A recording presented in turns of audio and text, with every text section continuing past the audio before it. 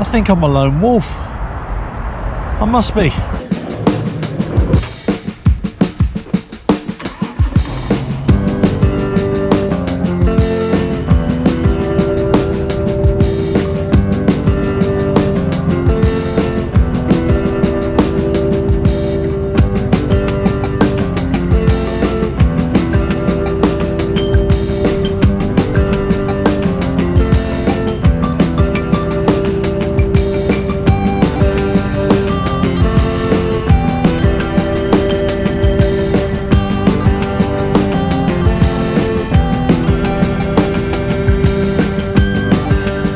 I've been doing a bit of thinking recently about the whole biking thing and my channel and all that, and I come to the conclusion I'm a walking oxymoron, or just a moron, if you want to call it. I think I'm a lone wolf biker. I even looked up the term, the meaning, the dictionary meaning, and it's somebody who wants to be independent and, you know, being alone and that kind of thing, you know, sort of thrives in it, who likes that kind of thing. I'm not sure if I thrive in it, but I don't mind it, if you know what I mean. I've noticed over quite a few years now that working on the YouTube channel and doing stuff, you know, with bike content, you tend to do it by yourself a lot more. I tend to do it by myself a lot more. So over the years, I've kind of got more and more of a lone worker, and, you know, by extension, more of a lone biker. And it just makes it more efficient a lot of the time. Not necessarily that I prefer it, it's just, it just works out better. I've just been riding around this business estate, and every now and again I come round here. It's a nice little ride round, but I've noticed all the car parks are virtually empty on these big buildings. Hardly anybody's working in these things anymore, or if they're just working from home. You know, a lot of people are still working from home now. So I suppose, you know, for many of us, our working lives have changed. Some haven't.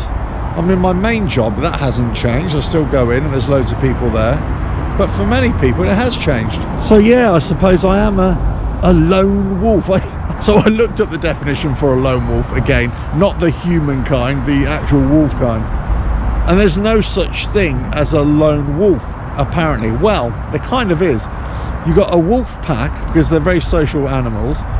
Then the only time a wolf becomes lone is when they leave the pack to go and start off their own pack, or they go and join another pack. But for the most part, the wolves are always social, or they're on their way to becoming social and becoming part of a group, becoming part of a pack. So being this lone wolf biker, it's a real oxymoron.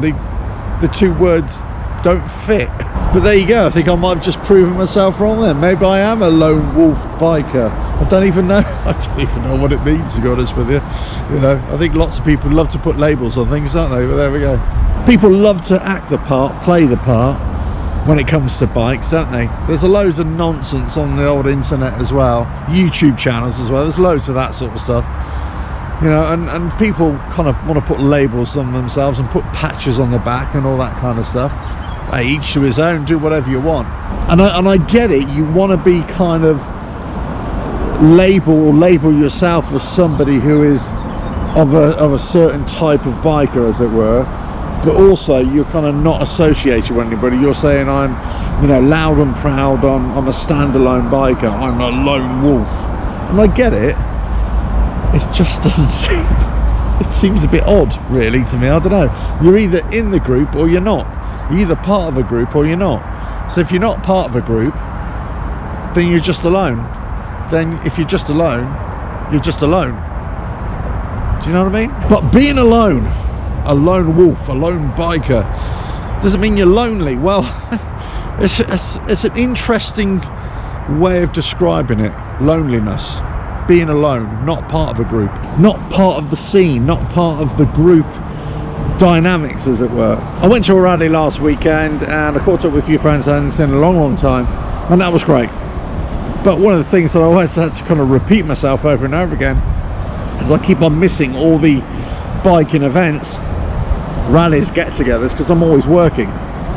in my day job. So part of the problem for me has always been my working routine. Not only when I do YouTube content or website content, that I prefer to do it alone, it's more efficient, but my day job kind of means that most of the time I'm alone when I'm riding my bike, because everybody else is working when I'm off, you see, so that kind of makes me alone. I have been described in the past as a bit of a loner, that, you know, I don't mind my own company. I prefer the company of others, but I don't mind my own company. But maybe it's just getting older as well. You kind of think, well, you know, sometimes there's a lot of hassles, you know what I mean? But maybe it's just me, I don't know. But anyway, so I've been riding around here. I thought, well, it's all very lonely here, and the old cog started turning. I thought, well, I spend most of my time on my own, especially doing this stuff, and I can't get to biking events for the most part because I'm always working, or just coincidentally working. So I suppose I'm a lone wolf biker, or a lone biker, I suppose. I don't know, let us know your thoughts. But it is definitely odd how people's lives have changed over the last few years, and how we are kind of distancing ourselves in certain respects, isolating ourselves, either by forced isolation, but, you know, because of COVID and all that, or because of just choice out of necessity. It's odd how we've kind of changed, and it's become part of the norm in many ways, but in other ways it isn't, if you know what I mean. I've been speaking to quite a few people recently who do work from home since COVID, and they do it out of choice, but also they do it because their businesses, their offices have closed down, so they're all working remotely. And one of the things that they say on a repeated basis, it's not the work, because you'll get tech companies trying to sell software, trying to promote working remotely, and say, oh look, we're all wearing headsets on, we're all talking to each other, it's great. But it's not the working together that's the issue. It's those little bits in between when you're not working with each other, but you're still having a little chinwag with each other, or you're, you know, stood around the coffee machine and, you know, just exchanging pleasantries, or shouting across the room to say, what are you up to tonight? You know, that kind of thing. That's what a lot of people, certainly from the corporate world, the office world, they're probably missing, really. And for me, for making motorcycle content and trying to always come up with different ideas, I've definitely noticed much more of a swing towards where I go riding, the kinds of things that I do, and how I make YouTube videos, or even if I go out on the bike anymore, and I just tend to do stuff from home. That was very much a kind of focused attention, or intentional on my part, to do a lot more videos from home, because again, it's about efficiency and putting out ideas and making commentary on things that I thought might be relevant as well. So yeah, it's kind of, I've made a rod for my own back in many ways. I've kind of become a lone biker, a lone wolf biker, a lone worker, a bit by choice, a bit by necessity, and a bit, well, because it's just more efficient. But I'm not sure it's that enjoyable anymore, if you know what I mean. I mean, I'd much rather just be out and about and, you know, meeting people and, you know, that kind of thing, and or just going to events. But here's the other thing. There's a big thing which I thought about a long time ago, and I think I've mentioned it on previous videos, is that sometimes you can get into this habit of always having the camera on and just being in the moment of trying to capture the scene, or trying to capture the moment. But in so doing, you kind of miss the moment, you miss what's going on.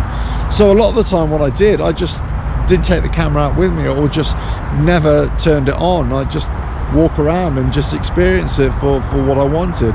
And at certain times I would just put the camera on me and walk around and capture whatever I was capturing, or when I'm riding around I just capture footage of riding, but without any purpose as well. So the social aspect of biking, let's say for example I went to a rally last weekend. I had my camera with me, because I'll always have a camera with me, but I didn't turn it on.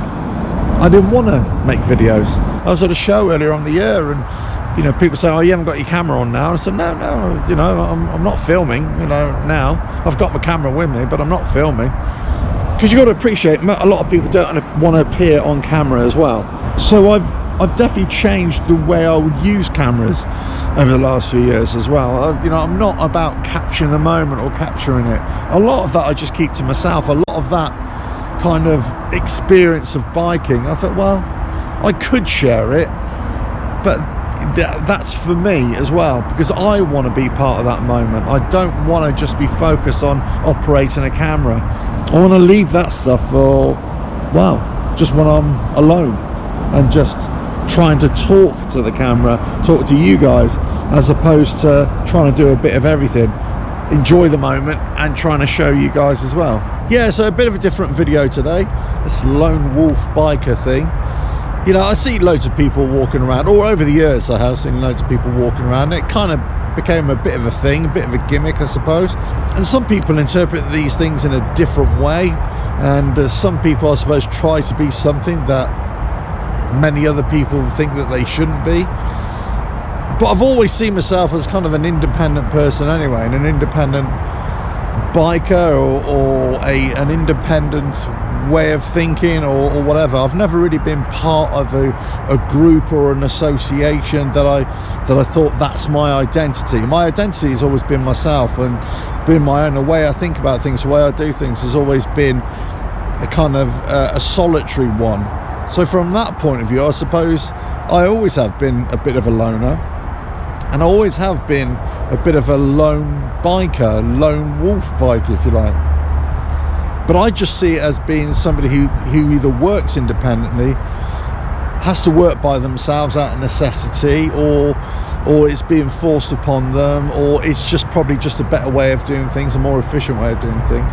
But it doesn't necessarily mean either that I enjoy it. You know, I enjoy this process. I enjoy making videos, but I much prefer to do it with other people. I much prefer to do it with, you know, other like-minded people.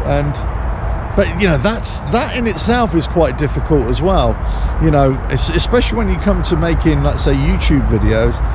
You know, they talk about collaborations and things like that, but over the years, but I found it's actually quite difficult to have a coming together of minds between different YouTubers, because you've got your own way of doing things in your own style. So that doesn't always work either.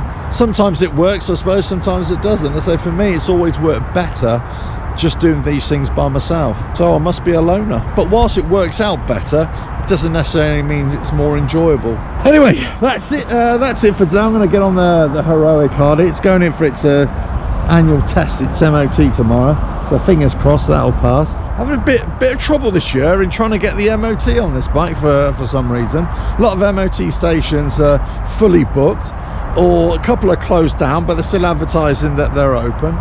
So I've actually got it into the local Harley dealership. Yeah, let's see what's what. But yeah, it's all right. It's still purring like a kitten. I still would like to have some work done to it, you know, if I keep the thing as well. That's still on the cards. I still haven't quite made up my mind, really. Right, catch you on the next one. This lone wolf biker is going to go down the road alone on the road. Catch you again. Bye now.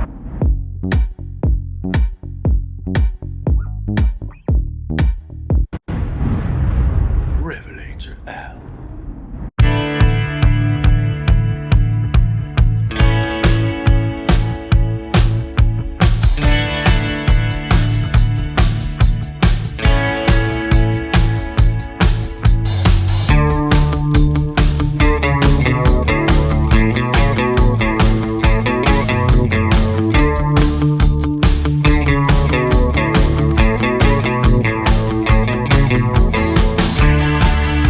I've been wondering what I should be doing with the channel and my biking adventures. I've taken a bit of time away, went and did a bit of surfing down in the southwest. Well, I watched surfers do surfing, if that counts. And I've come to the conclusion that, well, enough might be enough. I've been doing a lot of reviewing of my videos of the past, and also the kind of things that I've been doing. I took my bike in for its annual MOT check, and I can't believe it failed as well. It failed. My bike failed, would you believe? and tiny little point, the number plate bulb was out, which I hadn't noticed. It was my own fault because I didn't fully check the bike before I went. I had a feeling that the brake pads were near the limit, and I planned to go and get them changed the next week. I was going to order some pads. But I went in there and they were just on the thin side, let's put it that way. So he failed me, quite rightly so. And anyway, I thought, I really can't be asked to take the bike away, fix all these little things myself, and then bring it back for a retest. I thought, just do it now, So they did. They charged me for it, as you would imagine, but at least the bike was back on the road, toot sweet. Yeah, I dropped the ball. I dropped the ball quite a lot there, really. And I suppose also I've been focusing on my other channel, my sports reaction channel. So if you're into sports, boxing, UFC, football, any kind of sports really, go to my other channel on my S1E13. The link in the description below for all my sort of sports stuff, which I'm trying to build there as well. But I kind of feel that I've been neglecting this side as well, so I need to do a little bit more. And then I kind of been looking at stories to kind of latch onto to try and produce content for, and it's been slim pickings, I gotta say. I mean, some of the manufacturers now are coming out with some new bikes. The Ducati are coming out with this new Desert X. Royal Enfield are coming out with this 450 Guerrilla bike, or Guerilla bike. It's more of a road version of the new Himalayan 450, which I suppose is a little bit like when the old Himalayan had the road version, the Scram. This is kind of what this is going to be about as well. But apart from that, there isn't really a lot. It's a time of year really where most people should be riding and not necessarily thinking about the new bikes coming out. That's really for autumn and through the winter and the spring as well. So I get it, slim pickings. But I also thought that Harley Davidson, for example, would be bringing out a new bike now, or drip feeding another one of their models. Maybe it's about time.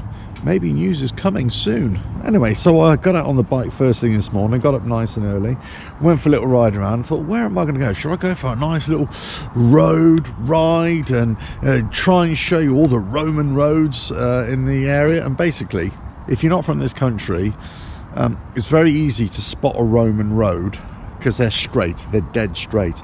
The remnants of Roman roads, where new roads have been built on, they're always dead straight.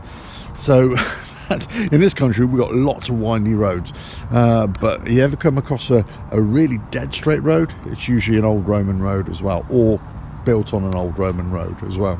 So I thought I'd go and show you some of those, but then I thought, nah. So then I thought, you know what, I'd ride around to another biker cafe and get some food and talk about the latest sandwich that I like to eat. And then I thought, well, I've already had breakfast and and lunch I've already got, and I thought, nah. And then I thought, you know what, I haven't been to a bike rally in a while, I wonder what's happening. So last night I was looking to see motorcycle events in my area, and I didn't find anything. And because I'm not on social media anymore, because I don't do Facebook or Twitter or Instagram or anything like that, right? I might have told you this in the past. The only thing I do is YouTube and the website. For that reason, I miss out on that kind of news filtering through about motorcycle events. So I've kind of gone back to old school of going through magazines, would you like Backstreet Heroes here in the UK and stuff like that, just looking at motorcycle events, or going to old websites and see if they've got them. But I had a feeling there was a motorcycle event going on today. So I was riding around this morning, and guess what? I thought, let me just ride around there and see if it's on. And it's on, but they were just setting up. So I thought, do you know what, I'll go home, walk the dog, have a little coffee, get back on the bike and go check it out. So that's what I'm going to do.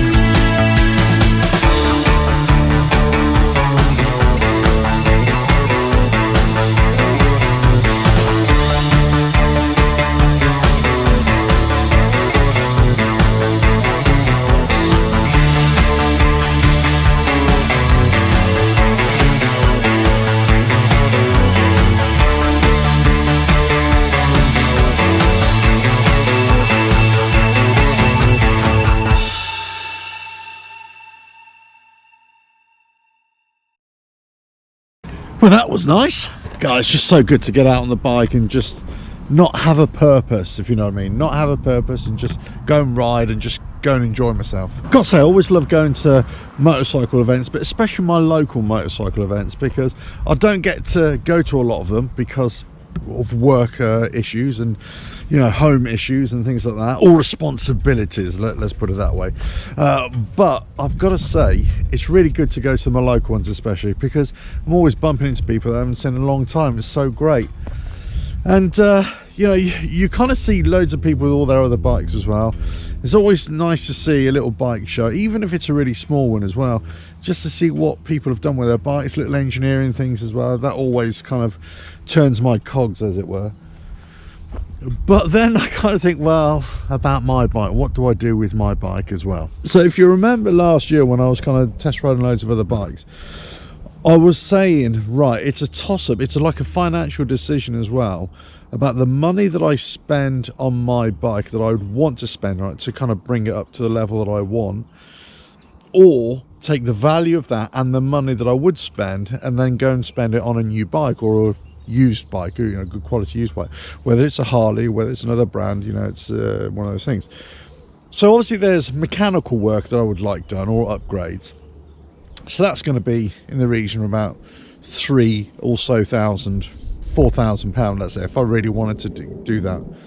But the other aspect was going to be having a paint job or renew the paint on this. Now, I don't know if you can see it on the paint, but let me tell you, whilst the bike is dirty, there are scratches all over the paintwork, especially on here. Maybe you can pick up those two lines there. There's loads of scratches right on the front here. I got these within a week of having the bike. Not sure if you can see those either.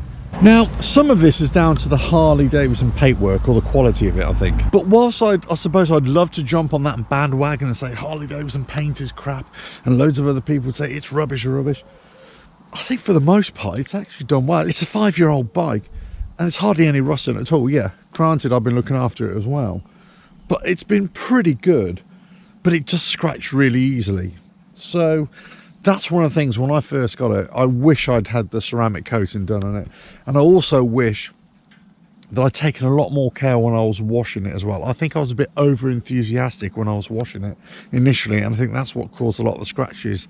And also I wasn't really taking a lot of care on taking off the seat and swapping seats and things like that.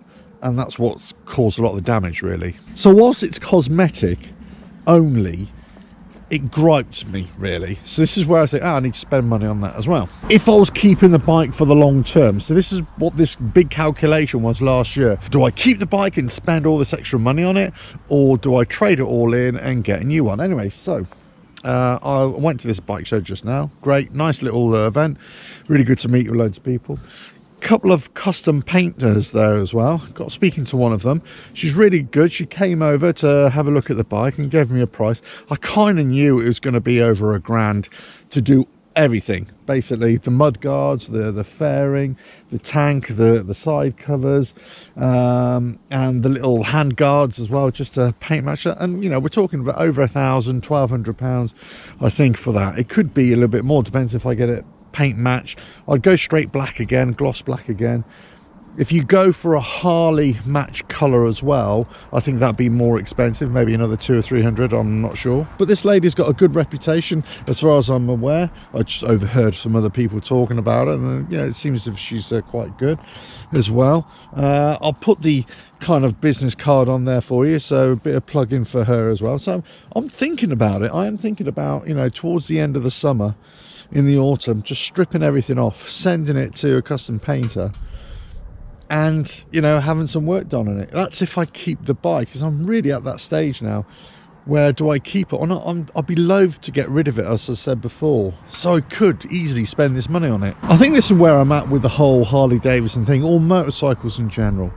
They are they are usable machines for me. They are working machines. They are daily machines as well. They're not show bikes. That's it. I've never had a show bike. It's always been a working bike. So they get dirty. They get scratched over time. And it's whether I can justify spending another £1,200 just to renew the paint on it, which it's got surface scratches on it, but it's not as if it's damaged or anything like that. It's just, it's more of an annoyance, really. Now, don't get me wrong, okay? You could easily spend a lot of money based upon meeting somebody who's, let's say, very pleasant, very easy on the eye, very nice, very welcome, and also very helpful and knowledgeable, right? So we're not just talking looks, you know, do everything. But at the same time, you've got to kind of pull your enthusiasm back a little bit and still do the maths. Is it really worth it? Paint jobs for me have always been a bit of a black art, bit of a science, really, that I haven't quite worked out. I appreciate that all the work goes into it, and obviously I'm always for supporting my local motorcycle community as much as I possibly can. But at the end of the day, we all have, you know, constraints on our wallets as well. So you'd love to help people out and give them the work, but you might not have the money yourself, so you have to justify it as well. So paint jobs are a funny thing. I remember having a mudguard done a few years ago, and I was just so surprised how much they charged for it. And then I thought, well, hold on. You put all that time into it, and you've colour matched everything, and you've had to sand it all down and bring it all back. It's never the materials, is it, with paint? It's always the time. And of course the expertise. Yeah, so I was really glad I went round this morning and went on a ride and came across the bike event, which I thought was going on. Great to meet up with you know, some old friends as well. And yeah, I haven't been to this event for a couple of years at least, so it's always good. I always like going to these little day events as well. I think sometimes for the weekend events it's more of a commitment, which is great, don't get me wrong. But sometimes it's the motorcycle day events are just easy events to go to if you've got the time. You know, you're not doing anything like that. You just ride to it, spend the day, and then come back. You know, it's an easy fix, really. But I was also really grateful, or happy, I suppose is a better word, that I came across a couple of custom painters, and one who was you know, good enough and great enough to, you know, give me a price there and then. And what was great about this girl from I got a card here, Cat's Customs, right, in the UK, go check her out. You know, we're talking about all the different possibilities, and also ceramic coating as well, and you know, about polishing the black, because I obviously want to go black, and all the different variables as well. So you know, obviously professionals, they know their stuff, which is really good. So I was being very good not to get drawn in by the aesthetics, let's say, but at the same time I could really see the value in her work, or somebody of her caliber, her professionalism, let's say. And I can tell, yeah, it's going to be a good £1,000, 1,200 plus to have everything repainted, you know, back to a spec that I want, but also try and have it as like a harder wearing paint or a harder wearing lacquer as well. But that's when we start talking about having it all ceramic coated as well, and the variables which you go for, having a different type of lacquer, or over polishing it, or having lots of polish on it versus the ceramic coating, because they would do a lot of that in that process as well.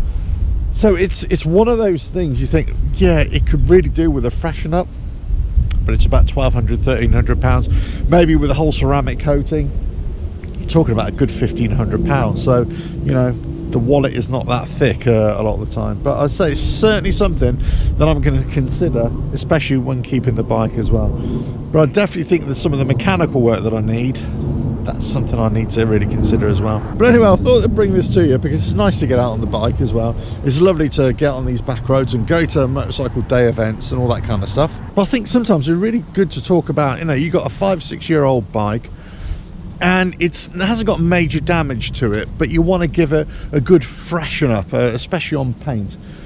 And really, just to have a basic paint job, really, you're talking in the high hundreds. For a good quality one, you're talking, you know, possibly 1,000, maybe a little bit more. If they're having to repair rust or or gouges, deep gouges, that kind of thing, you're probably talking even more than that. So the different levels of a paint job that you can have, I'm sure. But for now, the heroic Harley will have to stay a little bit grubby, a little bit scratched, I'm sure. I'll keep her ticking over for the summer and see what's what. But yeah, I could definitely see a paint job coming on this bike at some point, and I'd have to be extra careful about protecting it. But I think if I'm going to invest in that money, the bike will be a keeper. It wouldn't be that I'd spend the money and go and sell it, because you'd never get your money back. There's no point in spending that money on it. You'd have to want to keep it, and I definitely want to keep it. But it's always that, you know, which way do I go? Do you know what I mean? But in terms of the mechanical stuff, I definitely see that as a priority first of all, I think. I suppose the other thing about the paint job as well, it'd be on the price. It'd be the difference between a custom painter like Motorcycle Painter, who sort of knows their way around motorcycle parts. Or is there any difference between taking it just to a normal body shop? You take everything off and then, you know, see what they can do with it as well. You know, that's just something I need to consider. Anyway, enough gassing about the bike. I'm going to get on the heroic Harley and go down the road and enjoy a bit more of this glorious weather on the heroic Harley, and just keep on thinking about all the things I could do to the bike and spend on it and everything like that. But anyway, that's this video. It's been a video about nothing really, or a video about paint and day rallies and just seeing old friends. Not much more to say really, but ciao for now, and I'll catch you again on the next video, whenever that is. Ta-da!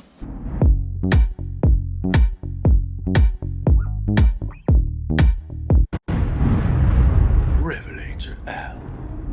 Honda motorcycles are going fully electric. Let's get into this one. Hello, welcome to RevelatorAlf. I hope you're well. If you like what I do here, don't forget to like and share the video, subscribe to the channel, and hit the notifications bell for all future videos. So, the news coming out of Japan, Honda, is that Honda Motorcycles, or Honda Motor Company, are planning to go fully electric. That's all their models, all their motorcycles, all their cars, I believe, as well. Fully electric. That's their plan. Now, they haven't actually started with a lot of electric vehicles yet. Okay, they've got a few here and there in terms of scooters and things like that, and that's a lot of the motorcycle companies have done that. And this is where I've said in the past, this is where I think the strength of EV vehicles is in terms of motorcycles for the urban riding, right? And I still stand by that. However, Honda, no, they're going full throttle on this, or full twist the diode, whatever you want to call it. So in a press release, Honda have kind of said, no, we're definitely going for this, and it's all going to be done by 2040. And this is what they've said. Honda has not changed its belief that EVs are the most effective solution in the area of small mobility products such as motorcycles and automobiles. And Honda's electrification target to make EVs and FCEVs represent 100% of its global vehicle sales by 2040 remains unchanged. Honda must look ahead to the period of EV popularization and build a strong EV brand and a strong EV business foundation from a medium to long-term perspective. So there you go. They are definitely on this EV train. Now, that kind of surprises me a little bit. Not because it's Honda, not because, you know, they would want to go this route as well, but because other manufacturers have kind of been pushing back against this total commitment to electrification of their motorcycles, and in some cases their cars as well. We've seen lots of discussions about alternative fuels, about synthetic fuels, about hydrogen fuel cells, that kind of thing. You know, I think Toyota are a big player in this. Yamaha were also looking at this. Of course, Kawasaki as well were looking at this as a concept as well. So there have been lots of other manufacturers, CEOs of Triumph and I believe Ducati and BMW who have also looked at this and said, hold on a minute, EV, electrification, electric motorcycles, cars are not the only answer. Now, that doesn't mean that I or anybody else or any company is saying, no, we should stop any production of EVs. Far from it. I think they have their place and they have a great presence, especially in urban areas. But it's the whole thing to say, no, we can't sell any petrol or diesel cars anymore or motorcycles, and it's got to be electric from 2035, 2040, let's say. I just don't buy it. I just don't buy that that's the only way to go, and certainly for the future. Now, it may be that is the only route in the future, but I just don't buy it. I just don't think that that's the only thing we should do, and we should shut our eyes and close our ears to anything else. But Honda, they seem as if that they want to go that direction. They're going to say, no, we're the biggest player in the world, especially for motorcycles.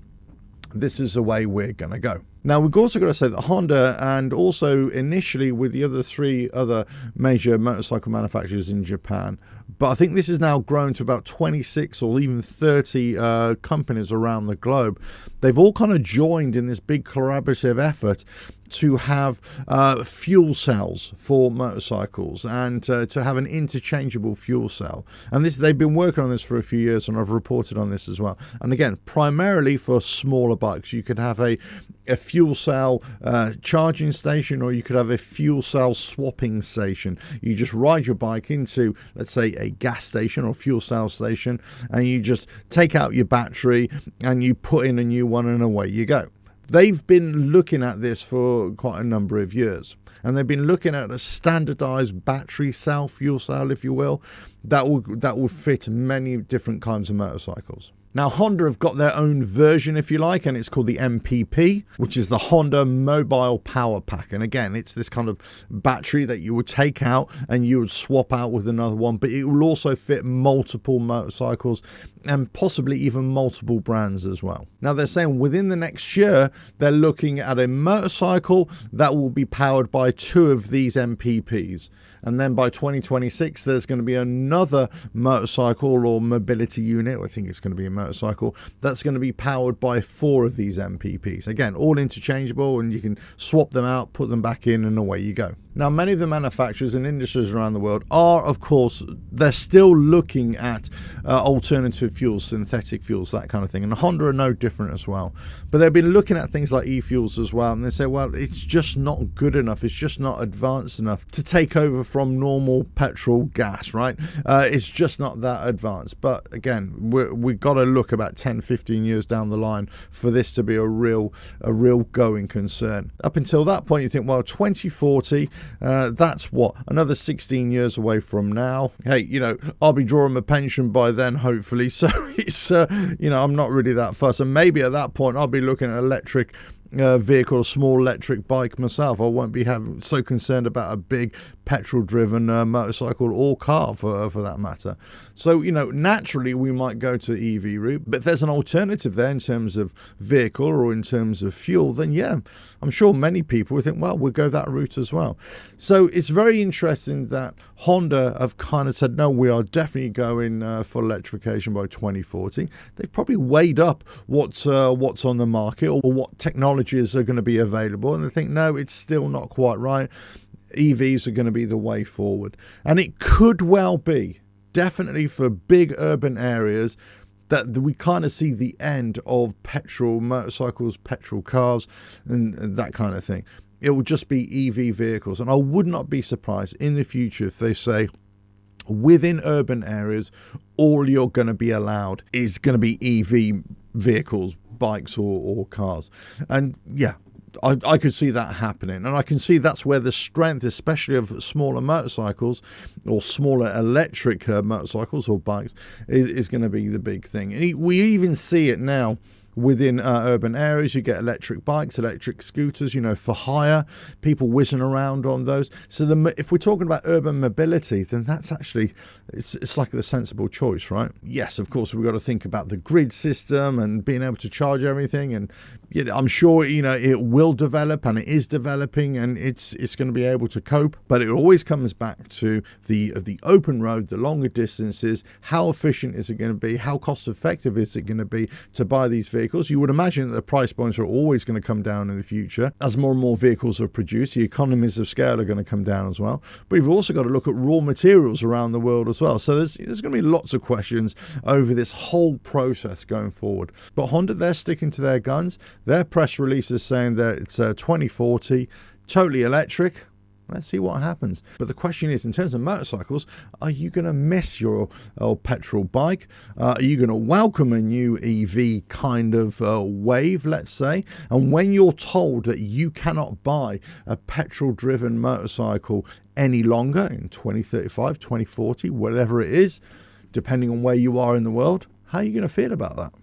Let us know your thoughts in the comments below. If you like what I do here, don't forget to like and share the video, subscribe to the channel, and hit the notifications bell for all future videos. And I will catch you again on another video coming very soon. Bye now.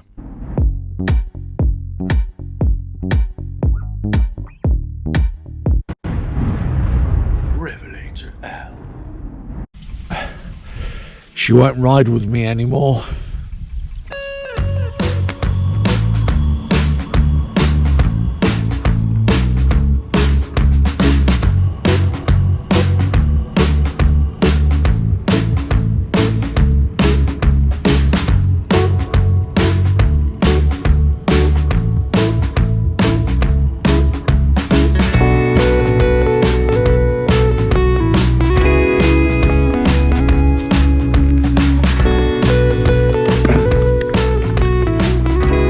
Perfect.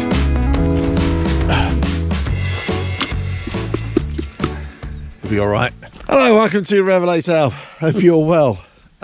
So this video is about getting out on a beautiful morning. My perfect way to ride on the road. This is country roads, back roads, no other cars or vehicles or of any description on the road. Just me, the bike, the open road. Beautiful. But one thing is missing. That's right, my other half. I wish she was with me, but she says she doesn't want to ride with me anymore. Ugh. This is not a new thing. This has been happening for a while, and I think this is quite a common thing for bikers, let's say. And you've always been a biker. You meet somebody who isn't. They kind of, when you first get together, they come out on the bike with you, and you know it's all hunky-dory. Then things progress in a relationship, right? You have a family, and this is a common thing that I've heard time and time again, where your partner, your wife, your boyfriend, your girlfriend, whatever, they don't want to go riding anymore.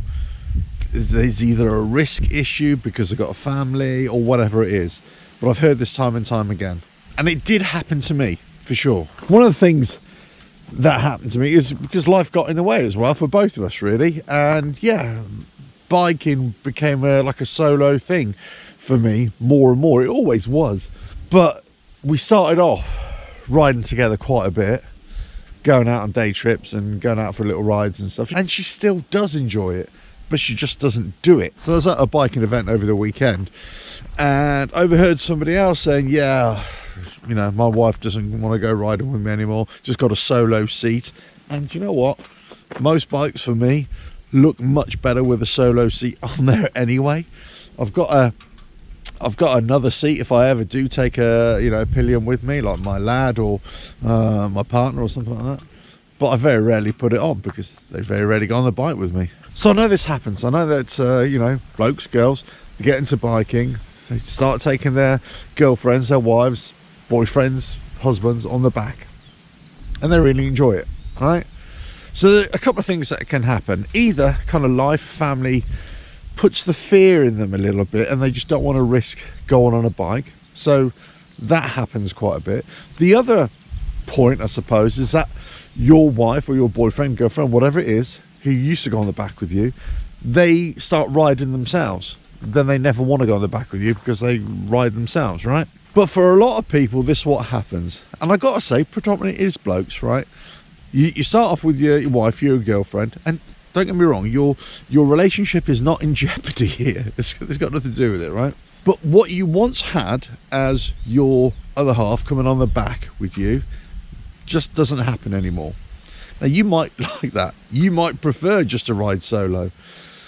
But for many other people, they kind of miss it as well. Now, don't get me wrong, I love riding by myself and all that kind of stuff, riding solo and the open road and me, the wind in my hair and, you know, all that kind of stuff. But there are lots of times when I just wish she was with me. But every now and again, even her indoors, she surprises the hell out of me. She doesn't want to come riding with me. She's kind of lost that urge to go riding with me. And she knows what turns my cogs, no doubt. Right, we've been together for many years. She knows what turns my cogs, and she only has to say 10 magic words, and that's it. I snap to attention like nobody's business. And ladies or gents, depends which way you go, right? These 10 magic words are this: will you take me for a ride on your motorcycle? That's it. Is that 10 words? I think it is. Will you take me for a ride on your motorcycle? That's all she has to say, and I'll drop everything. Right, come on, let's go. Get on the back, we're off. Nothing gives me greater pleasure than taking my missus on the back of my bike with me. I love riding by myself, no doubt, but I love it's that sharing, isn't it? That shared experience. And this morning's ride, I wish she was with me as well, just to show her the enjoyment that I get as well. Just to show her what I'm experiencing, just to share it as well, so she could have that benefit as well. Now, maybe you're the same, maybe you feel the same, maybe your other half doesn't go riding with you as often as you'd like, or never at all because of, you know, life reasons, which are all perfectly acceptable, right? It's perfectly understandable. But you have those moments, lots of moments, you think, you know, I wish my other half was with me. You know, this would be great for us to do. And of course, lots of people in later life, they kind of rekindle that passion, right? They kind of get back into riding together. They start going on motorcycle tours together and all that kind of stuff. So it does happen. Not all is lost just because, you know, your other half doesn't go riding with you. You know, once your kids have flown the nest, then yeah, it might start again. And that's kind of where I'm at now. It's almost happening for me too. But when your other half, she says, and she wants something, she probably wants something from you as well, right? But she whispers those magic words, those 10 magic words. Will you take me for a ride on your motorcycle? One, quid's in, you're going to go for a ride, right? Also, you got your missus on the back, but also, you know, deep down, she wants something, right? She wants, you know, she wants you to take her somewhere. You don't want to take her somewhere. She says, oh, take me on the back of your bike then. You're like, yeah, okay, I'll take you. You know. We know the game, right? We're not stupid. So now I know, I've known this for many years now, that if my other half whispers those 10 magic words to me, I know that she's after something. She wants me to do something for her, which is fine. I got no problem in doing that, of course. And whilst having a solo seat on your motorcycle might look better. Actually, this isn't even a solo seat. I call it a solo seat because the poxy little pad on the rear is no good for man or beast. And certainly not for your good lady or your good man, whichever way you want to go, of course. You know, I'm very, very with the modern times these days.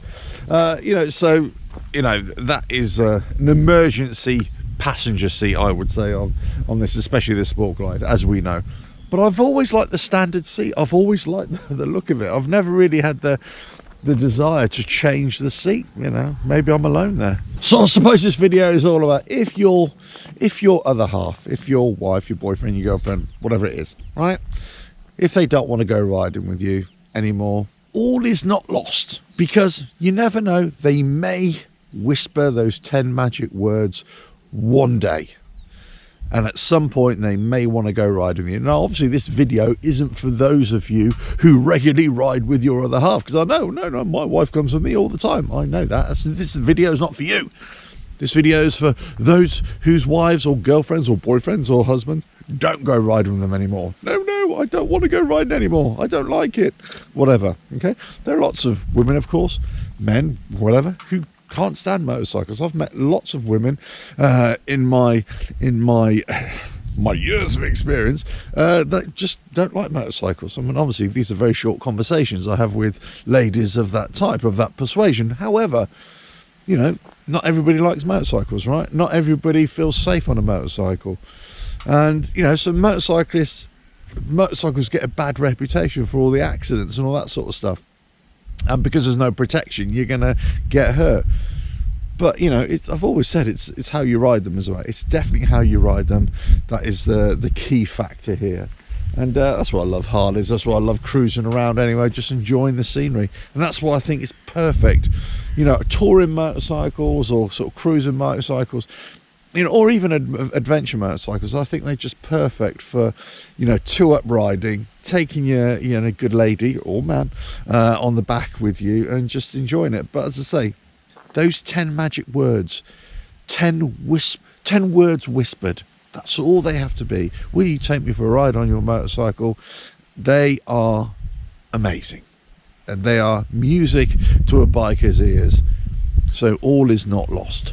And you never know, one day very soon, your wife, girlfriend, or whatever it is, may just whisper those very words to you, and you'll be riding again off into the sunset forevermore. I think that day's just around the corner for me. Catch you again on another video. Ta-da!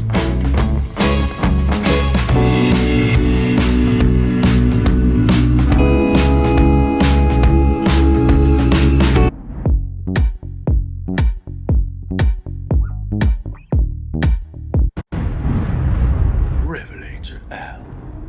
What is with all these un-American cruisers? Let's get into it. Hello, welcome to RevelatorAlf. I hope you're all well. If you like what I do here, don't forget to like and share the video, subscribe to the channel, and hit the notifications bell for all future videos. So, this video is all about the un-American motorcycle cruisers out there, and this new breed that is emerging onto the market. So we already know the likes of Triumph, of course, and BMW, especially with their R18.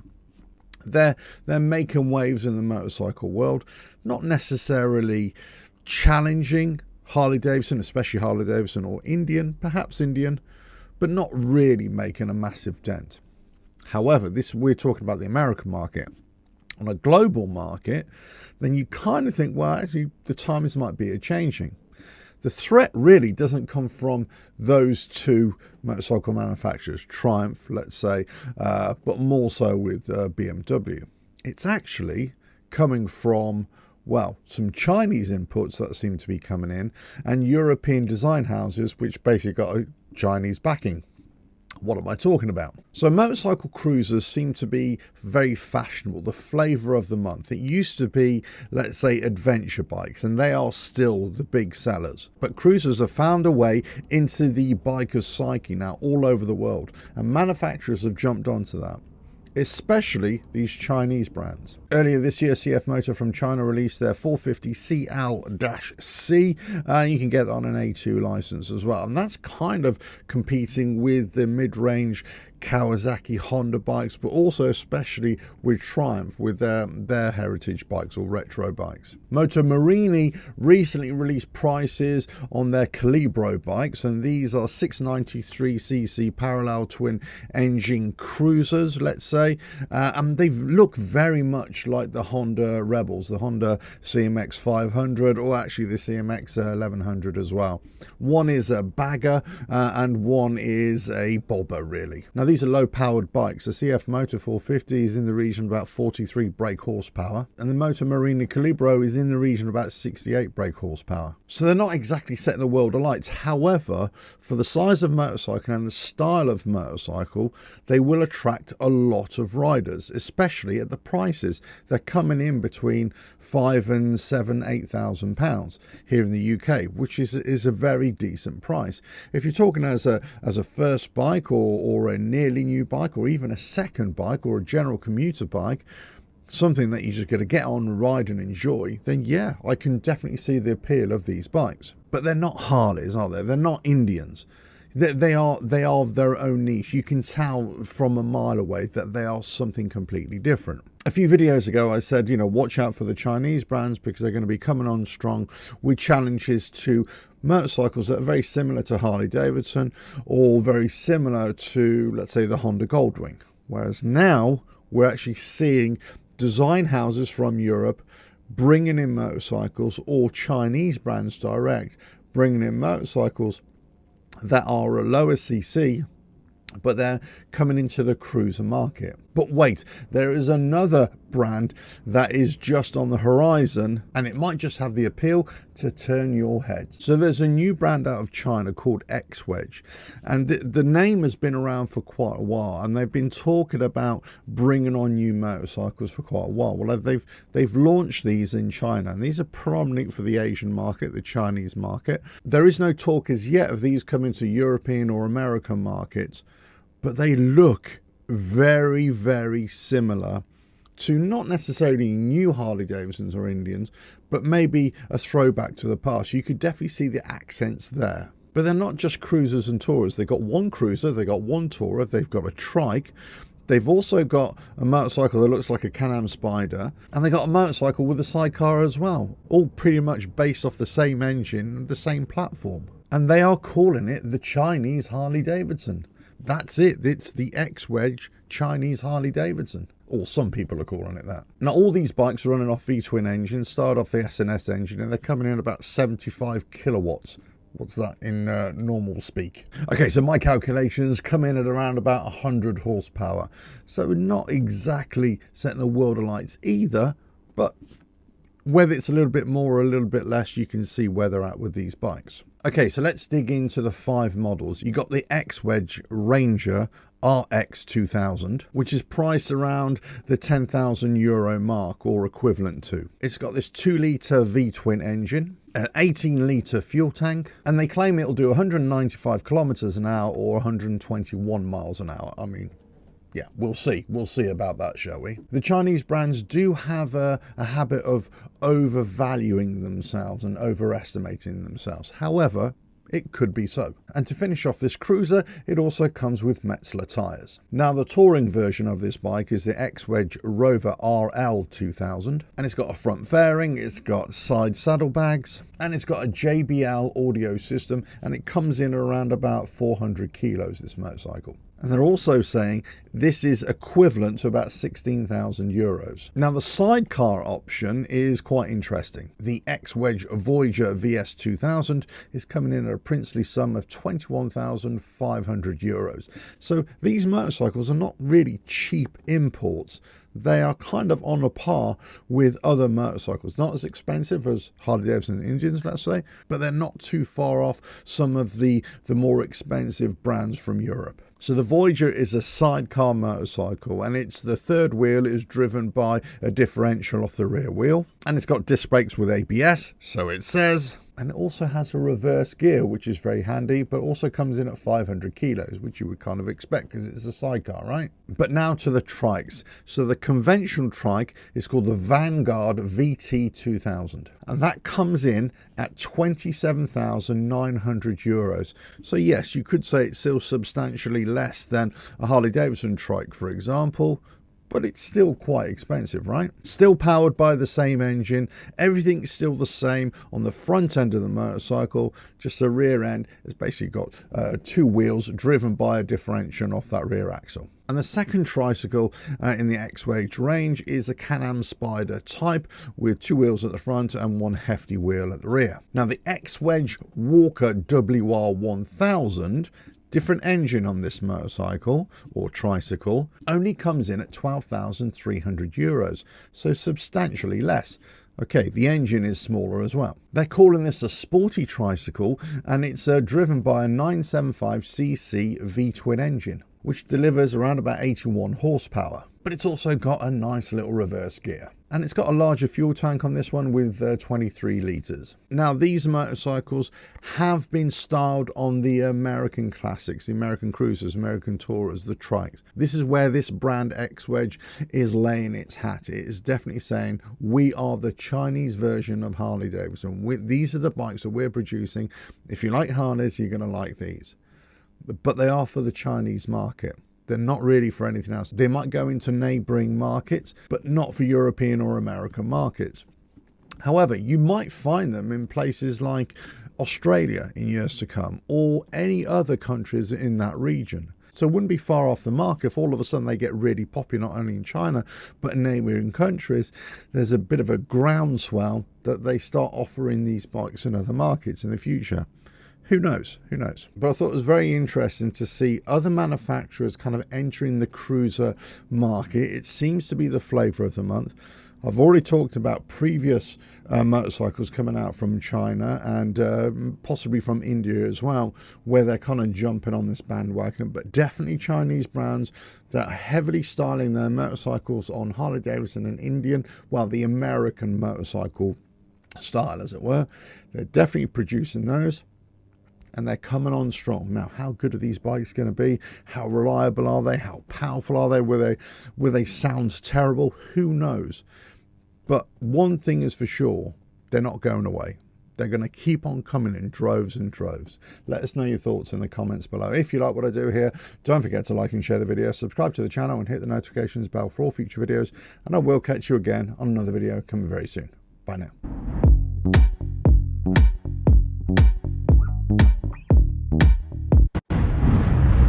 RevelatorAlf.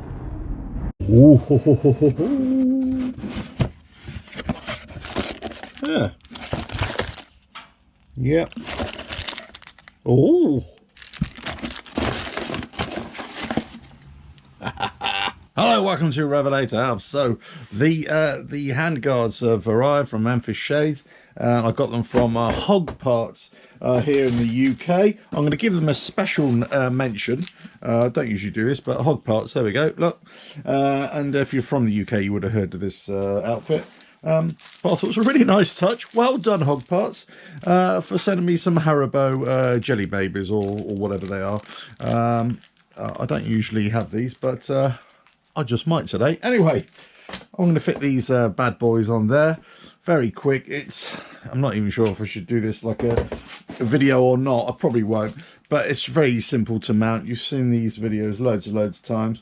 I just need to replace these that were broken here in the accident. So one here, undo the bolts, take that off, mount them all together, bish bash bosh, done. Right, let me get onto that, shall I? Right, so it says I need to start with the throttle side, which is this side, and the short clamp or short bracket, which is there like that. Basically that needs to go in there like that, these two rubber sleeves. Just pop to the garage, get some spanners. Would you believe it's raining again? Terrible weather we're having in the UK. Right, let's undo these bad boys, undo that. Right, so basically this part goes through the end like that.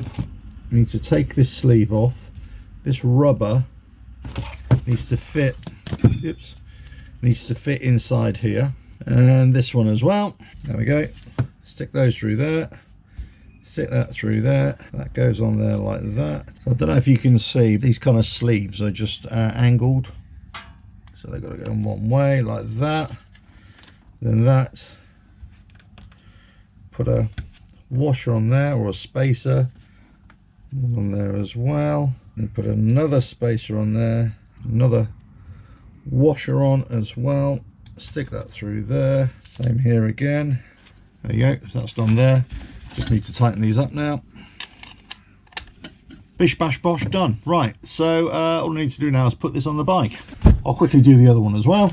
Right, so this is an 11mm spanner which I've used. I think it also says it's 7/16 you need as well, and you need a 1/2 inch it's a spanner to basically undo the mounting point of the indicator and the mirror, isn't it? The whole thing. Right, let me go and do that now.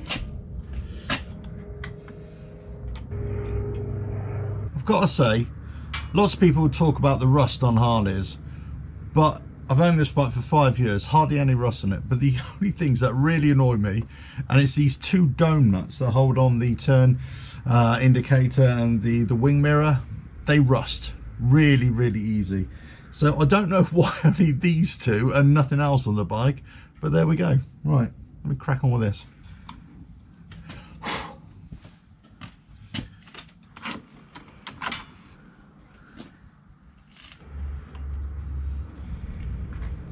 Crikey, that is a tight fit there. Right, let me do the other side and then some final adjustments and we'll be done. Rusty dome nut number 2.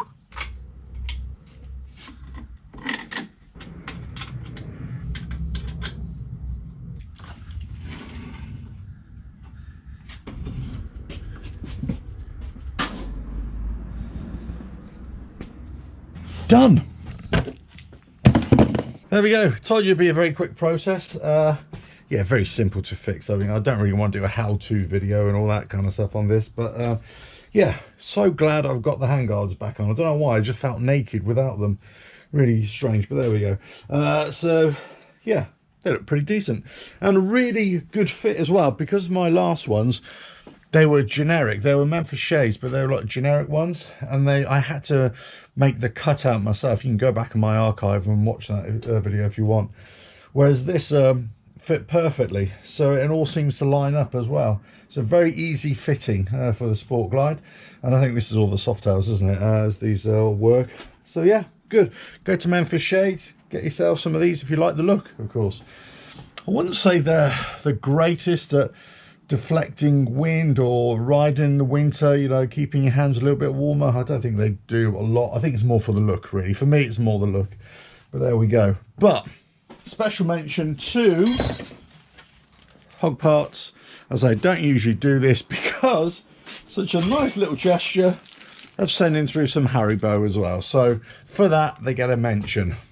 I mean, their customer service was pretty decent as well, and they didn't take too long to deliver the parts either. So there we go, Hog Parts. Nice little touch there, thanks very much. And these cost me just over £104 with the delivery as well. So, you know, it is what it is, right? The bike is looking back to how it used to now. Probably a little bit better. Right, catch you on the next video whenever that is. But the Memphis shades handguards have been installed. Hog Parts gave them to me, and I got a free bag of Haribo jelly babies or whatever they are. Thanks very much. Right, catch you again. Ta-da.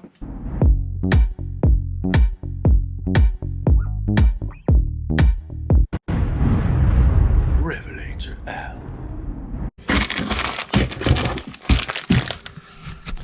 Broken LED lights, and something happened to me.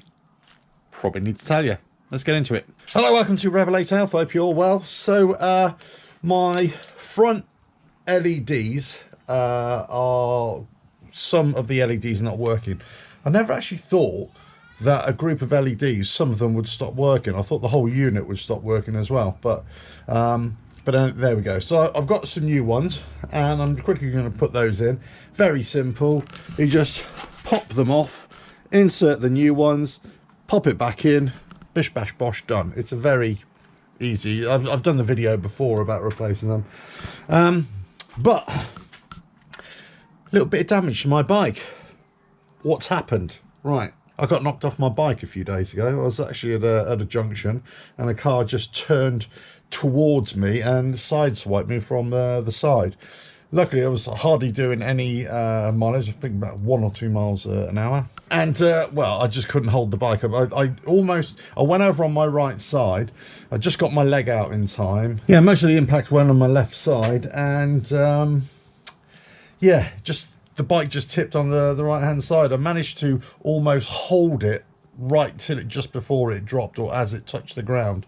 So it wasn't a drop the bike, it was more that the car pushed me over, and then I just couldn't keep it upright because it kept on turning towards me and pushing me over even more. I mean, you wouldn't even think it. I mean, it just completely didn't see me at all. They were turning without looking. It was peeing down with rain. It was a horrible morning.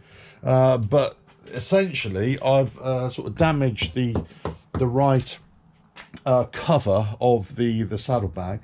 It sort of scraped it, but actually the saddlebag's intact. I thought it actually bent it a little bit as well, but I'll show you the sort of impact there. It's really there. Now it's kind of cosmetic more than anything, but as I say, I thought it actually bent it. The great thing about it, and this shows you how strong these saddlebags are, is that the impact, if you like, or the weight as it fell onto the ground was right here. Well, this is your hard mounting point right there. So there's no flex in that at all. No flex, or hardly any. So that was lucky. But unfortunately, what did break beyond repair were my handguards. My handguards, both sides, completely screwed. There you go. Look at that. Just they're broken, right?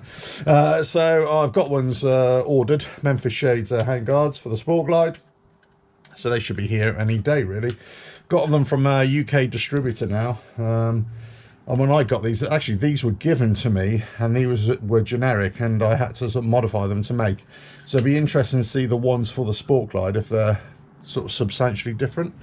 But anyway, so they'll be arriving soon. The indicators stopped working as well, or a lot of the LEDs as well, so I've got to replace that. And also there's a slight kink, slight bend in the front brake lever, so I'm going to get that replaced.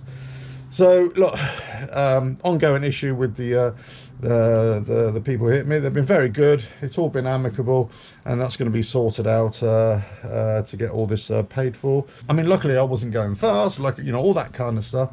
But what it literally was the car turned towards me and then pushed me over with the side of their car as they were turning. They were just looking that way, they weren't looking this way. Pushed me over, and I was going, whoa, stop, stop, and a few effings and blindings, I'm sure you can imagine. But my front wheel, as the bike leant over, got caught under the car, and they were still trying to drive over me, and it was just, so I was like, stop, stop, reverse, get away. So I picked the bike back up, and luckily no other damage. And I was really surprised that the handlebars didn't get touched. None of the side, anything, no damage whatsoever, apart from that saddlebag, the hand guards, the front brake lever, and the LEDs. That's it.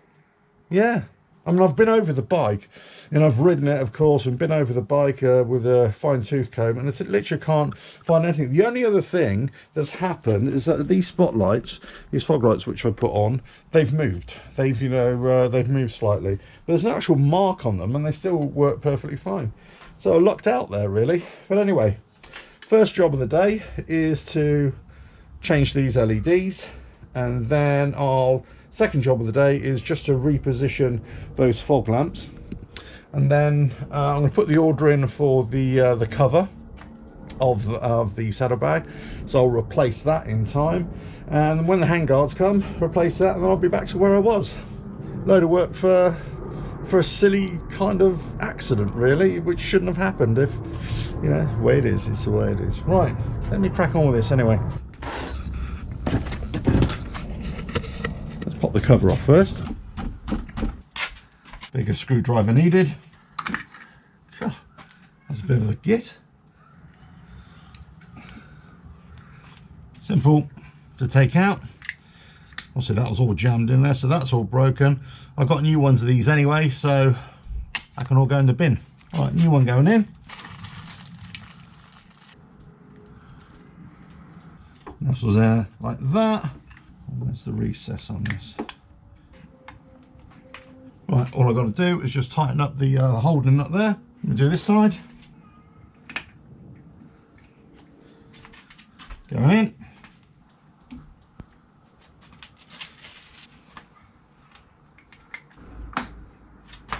Right, turn it on.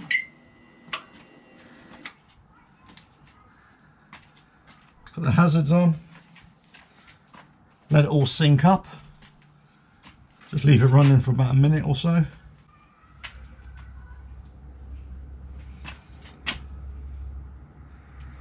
Good.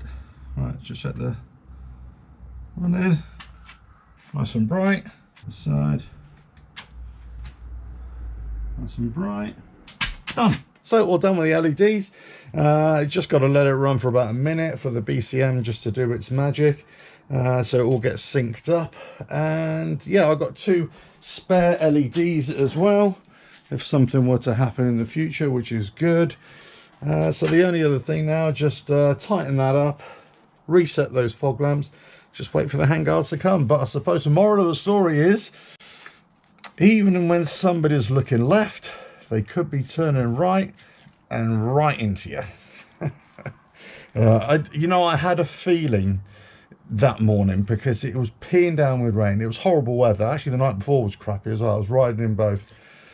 And I just thought people are doing really stupid things here. They're turning without looking, all that kind of stuff. And it was just, the rain and everything was making it hard going for everybody, no doubt. But in this case, anyway, so they seem to be okay, the people.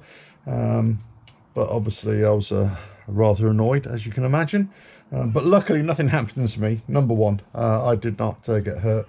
And also the bike didn't sustain a lot of damage, just cosmetic really, isn't it? You know what I mean? Anyway, I thought I'd bring that to you. So, well, onwards and upwards. On to the next video, whenever that is. Catch you again. Bye now.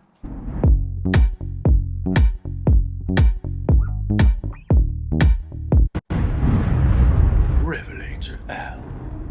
Harley Davidson saddlebags. What do you put in them? Well, apparently Not a lot. Let's get into it. Hello, welcome to RevelatorAlf. I hope you're well. If you like what I do here, don't forget to like and share the video, subscribe to the channel, and hit the notifications bell for all future videos. So, Harley-Davidson saddlebags. What do you stick in yours? Well, if you ride a big American touring motorcycle, you may want to enjoy the sweet sound of music as you're riding along. So bikers invest a lot of money and a lot of time in improving the sounds on their Harley-Davidsons, right? Well, we know that Harley-Davidson and Rockford Fosgate, they teamed up some years ago to have great sounds on their motorcycles. But now, Rockford Fosgate has said, no, that's not good enough. No. We're going to give you more. We're going to give you more, much more. And now they've introduced a 300-watt subwoofer system for your Harley-Davidson. Now, when I first saw this, when I was first sent the press release for this, I was kind of thinking, oh, okay, subwoofer system, there we go. It's just going to fit neatly into the side of the saddlebag or into the lid or something like that, or maybe hidden into the bike somewhere. Oh, no. This is like a briefcase of awesomeness that actually slots into the whole of the saddlebag. Pretty much the only thing you'd be able to fit in that saddlebag afterwards is maybe a t-shirt or maybe a flat sandwich. That's about it. You're not fitting anything else in there. Now, this Rockford Fosgate 300-watt subwoofer system is only for 2023 bikes and onwards. It's only for the CVO touring bikes with the Skyline infotainment system. Now, this is from Rockford Fosgate themselves. To deliver class-leading performance, Rockford and Harley-Davidson integrated R-Tune, a proprietary motorcycle equalization designed to be stronger and louder to overcome road rumble and wind noise into the system. In other words, they've just made it louder and a lot clearer so you can hear it over the wind when you're hooning it down the road at 100 miles an hour. Or 70 or 60 or whatever the speed limit is. A unique motorcycle dynamic EQ in brackets M-DEQ, whatever this means, works in concert by adaptively changing EQ points in real time to ensure incredible sound quality no matter the speed or riding conditions. Okay, so they've made it clearer. All right, that's what we can gather from this. Finally, bass management enhancement, BME, continuously adapts to speed and road noise to maximize bass output at any volume or speed. So that's quite ingenious. It's adaptive, right? So the faster you go, or it kind of might sense the road noise or the ambient noise, so it kind of modifies itself. Yeah, that's good tech, actually. That's quite good. Harley-Davidson will offer several options. Oh, here we go. Of course there has to be options.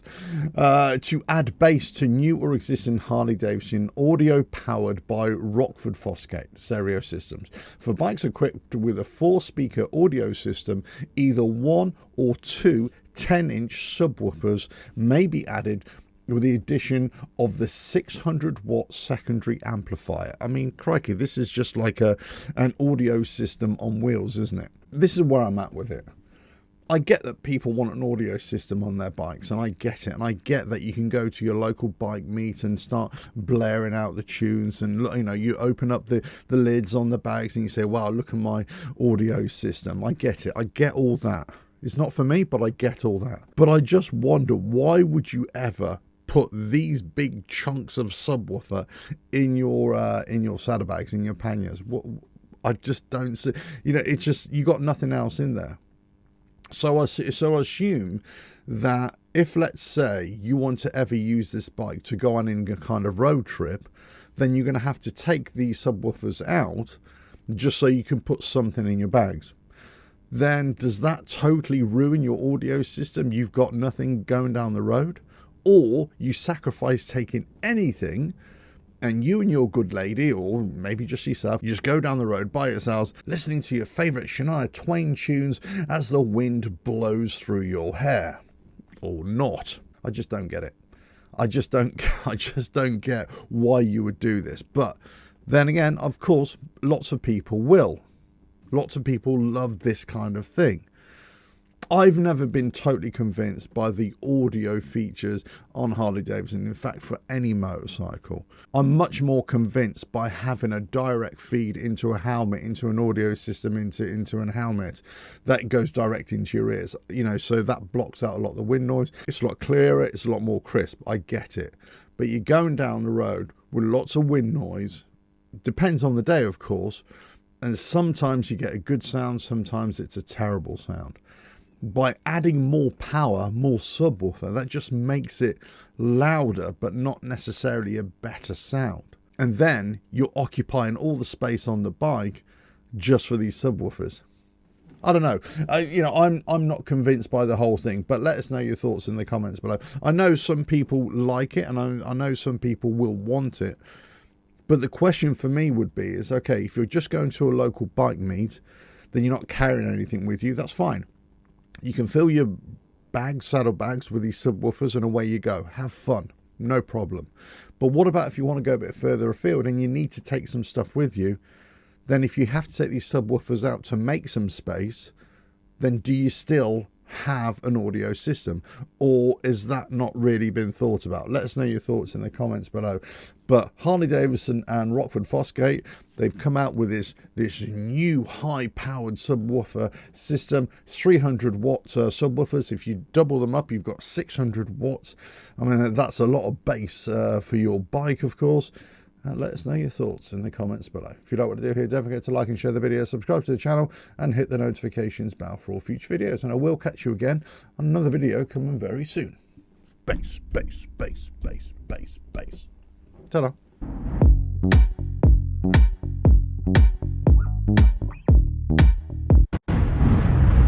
RevelatorAlf.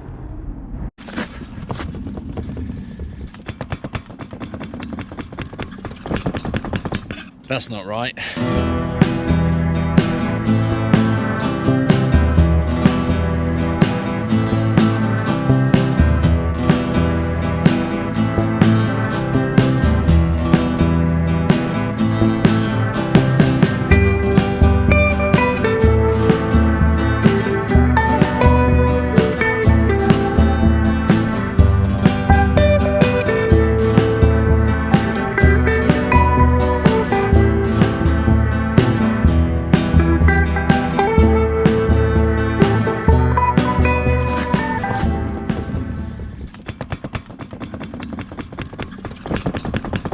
That's not right. You ever look over your bike and you find just a tiny little thing you think, I really need to get that fixed? Well, for me today, it's the saddlebags that are loose fitting. Hello, welcome to RevelatorAlf. So this video is all about saddlebags or side boxes or panniers or top boxes on your bike, whatever it is. Just keep an eye on them, because especially if you've got an older bike who've been doing quite a bit of mileage, or if you repeatedly overload the boxes, you'll probably find that they're starting to become a little bit loose. Now, of course, this is just normal wear and tear, where the latches are or where the fittings are, whatever it is. So whatever system you've got, there's bound to be some kind of point where the boxes clip onto or are bolted onto, and there's either going to be a spacer or a sleeve or something like that, and that's the thing that needs to be changed because it's worn out. And that's exactly what's happened on mine. So here you can see there and there. Now that is actually playing on the attachment parts on the bike, of course. But it shouldn't be that loose. And also when I took them off the other day to look at them, I could actually see that they were sliding in and out of the outer housing.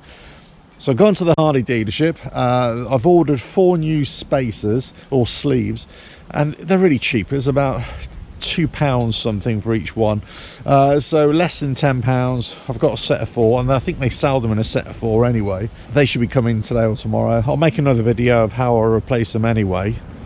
But yeah, it needs to be done. I was watching a video the other day, a guy was talking about top boxes and how they can move and wear out over a period of time, and you can put a kind of a safety plate on there, strengthening plate on there as well, and all that kind of stuff. And it's the same kind of deal. Side boxes, top boxes, if you overload them over a period of time, that can just wear out the mounting mechanism, as it were, or the mounting points. So each box, side boxes, top box, are going to have a mounting point, and usually that is going to be the weakest point, or the point that is going to wear out the most, because that's where all the stress is, that's where all the weight is going through as well. So if you find yourself in this position where your boxes are not fitting so great, all is not lost, because you might be able to find replacement sleeves. You won't necessarily have to buy new boxes or top boxes, but you might be able to buy the different mounting points or the different mounting components. As you know, just recently I had the little accident with the Harley where the car sort of drove into me and pushed me over. But the side boxes, the panniers, saddlebags on these are really quite strong. I was actually quite surprised. But I thought it actually bent it, but it hasn't. It's just grazed on the outside. But when I went to price up all the different parts to have it replaced, the right-hand saddlebag there, I hadn't realised that Harley don't sell the whole box. They sell all little bits and pieces, which actually works out better.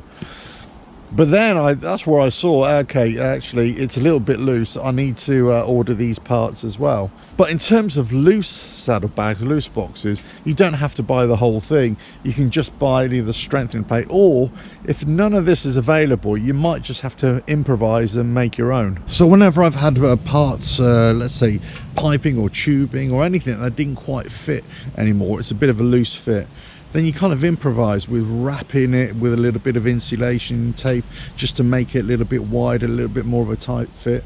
I mean, you might be able to get away with something like that, of course, but if you do find you got a loose saddlebag or loose top box, then usually it's the mounting point that you kind of have to find a solution for. Now, there are some top boxes and side boxes that are supposed to move. They're supposed to rattle around a bit, and that helps with the aerodynamics as well and all that kind of stuff. But really, if they're rigid mounted, then you want to try and have a tight fit as possible. Now, it can't be too tight because it'd be a bugger to get on and off, of course. But, you know, there has to be a happy medium.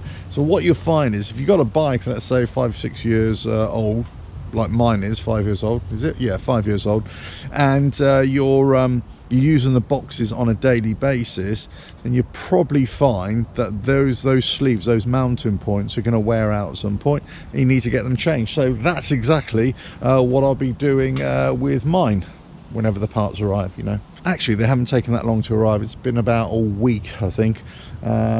So it's really good. You go into the dealership, they check on the system, and then know whereabouts in Europe these parts are, or whether they have to come from the States. I think they had 9 in Europe as well. So, well, now they've only got 8 because I've got 1. Anyway, so that's what's going to happen next.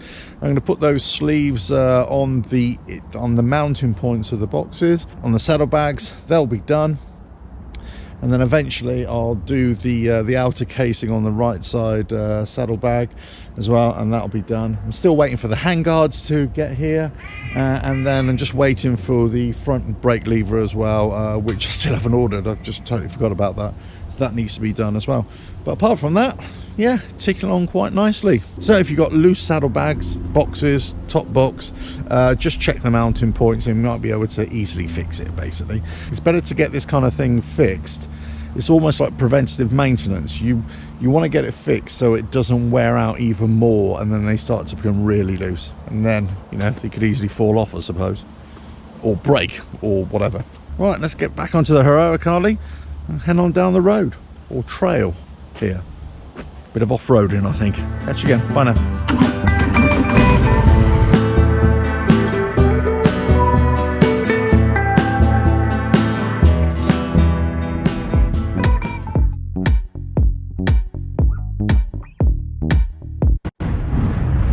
RevelatorAlf. Better put my glasses on for this one. Buell could be a threat to Harley Davidson and Indian motorcycles. Let's get into this one. Hello, welcome to RevelatorAlf. I hope you're all well. If you like what I do here, don't forget to like and share the video, subscribe to the channel, and hit the notifications bell for future videos. So I've had to don the bins today because I've got a an email from Buell Motorcycles offering me a job. No, they haven't. But they are looking to expand. They are looking to hire lots and lots of people. Go to the Buell website. I'm sure there's the options, the careers options there. Go check them out. If you're looking for a job in the motorcycle industry, if you're looking to expand your horizons, if you're looking to get into Buell, then hey, they're offering lots and lots of jobs, and they're expanding very, very rapidly. Now, they're based in Grand Rapids in Michigan, United States, of course, but I think you can work remotely as well, depending on the job that you get. So if you're looking for a job, go check out Buell Motorcycles. But this is not what this video is about. It's really that Buell are expanding, or they're trying to expand. They've got a couple of bikes in production. They've got a couple more that they're taking pre-orders on. So are they any kind of threat to Harley-Davidson in India? Now, before you choke on your Cocoa Pops and start hurling abuse at me and start throwing your beer cans at the screen, just hear what I have to say. So right now, Buell Motorcycles are producing the Hammerhead 1190cc motorcycle, which is a sports bike with a V-twin motor, right? 185 horsepower and 102 foot-pounds of torque. All very delicious. It's got a 6-speed transmission, 419 pounds of wet weight, and it's got all carbon fiber bodywork. Now, the stripped-back version is the 1190 SX. Same power, same torque, same 6-speed transmission, and same wet weight. It's the same bike, just in a naked form, right? But all you Harley-Davidson fans and Indian fans out there, we're all waiting for the Super Cruiser, right? This was announced a long time ago. We saw the images that were kind of co-released with Roland Sands, helped in the design as well. It looks great. Everybody's thinking this is the bike that we want. Well, that's in pre-production. They're taking orders right now. But that's still with the same engine, 1190cc V-twin. It's got 175 to 185 horsepower and 102 foot-pounds of torque. It's the same engine, right? 6-speed transmission. It's saying it'll rev up to 11,000 RPM, and it's got a cable throttle. I'm not sure why they're making such a big deal of it being a cable throttle. Maybe they believe that a cable throttle is a better response. I believe it is as well. But there we go. Now, also in pre-production, and they're taking pre-orders on this, is the Super Touring 1190 as well. Same V-twin engine, same power, same torque, same 6-speed transmission, 450 pounds wet weight, and it'll rev up to 11,000 RPM. Great. And we also know that they got the Baja 1190 Dune Racer, if you're into that kind of thing. But I'm not, so I'll move on. They haven't got many motorcycles to offer. I put Buell in the kind of same category as Norton Motorcycles. Very niche, producing some great bikes. We know the whole story about Buell, Eric Buell, Harley Davidson, and how that all went one way and he went off another way, and then how Buell himself went away from the brand, and now they're a brand in their own right, just in name only. So we know, and this video isn't about that. The question here is whether Buell Motorcycles can challenge Harley Davidson and Indian, not in numbers. There's never going to be another brand right now that's going to be able to challenge those two brands, especially Harley Davidson, in this kind of arena. Possibly BMW with the R18 would challenge in numbers over the Indian motorcycle brand. Certainly in overall numbers they do, but I'm just talking about the cruisers or the tourers. Would BMW challenge Harley Davidson? Well, they're certainly taking market share from them, that's for sure. But the likes of Buell, no, they're never going to get any kind of market share that's going to challenge or even make Harley Davidson and Indian raise an eyebrow. However, what they will do is change the space, change the feeling, change the direction, the fashion, what people are looking for. So this is where small motorcycle brands come into their own. They come up with new ideas, innovative designs, and they make people consider other options. And they also may change the way the likes of Harley Davidson and Indian, the direction in which they go in the future as well. Now, we see this time and time again with, let's say, custom motorcycles or motorcycle trends in motorcycling groups, let's say, or different parts of the country or different parts of the world, manufacturers will latch onto that and see what's popular out there, in inverted commas. They'll consult the biking community, whatever that means. They'll draw on that, and then they'll start coming up with their own designs that look very similar to what has been out there. So we know that happens. I wouldn't be surprised if the likes of Harley-Davidson and Indian, for example, because we're talking about American motorcycles here, and Buell being another American motorcycle brand, whether they start taking design cues or influences from Buell, or whether in particular we see people who buy Harley-Davidsons and Indians, whether they start to favour the Buell type motorcycle. I'm not saying they go to Buell, but I'm saying they'll look towards different types of motorcycles that are similar to Buell, maybe to Norton, maybe into other motorcycles produced from Triumph or from BMW, let's say, or even other brands, for example. It draws them away from Harley-Davidson and Indian, and that's where the threat could be. The threat has always been from other motorcycle brands, other motorcycle designs, is that it lures people away from Harley-Davidson loyalists, let's say. Those that would always buy Harley-Davidson, and that you get to a point in their life they think, you know, I want something different. What are the options available? Or they see other brands, they're doing all these different designs, and then they look at the likes of Harley-Davidson and Indian and they're saying, well, what have you done differently in all these years? You're pretty much just doing the same bike over and over again. Now, I know that's grossly unfair, because I know they do a lot of change, and they have made lots of design improvements over the years. But this is what people could start to think. All of a sudden they see something else from another manufacturer, no matter how small they are, and they think, well, they're doing quite good, I quite like that. But for me, the biggest threat from Buell is not in the Hammerhead or the SX models, which are going to be great bikes, don't get me wrong. It's not on those bikes. It's actually from the Super Cruiser and the Super Touring motorcycle.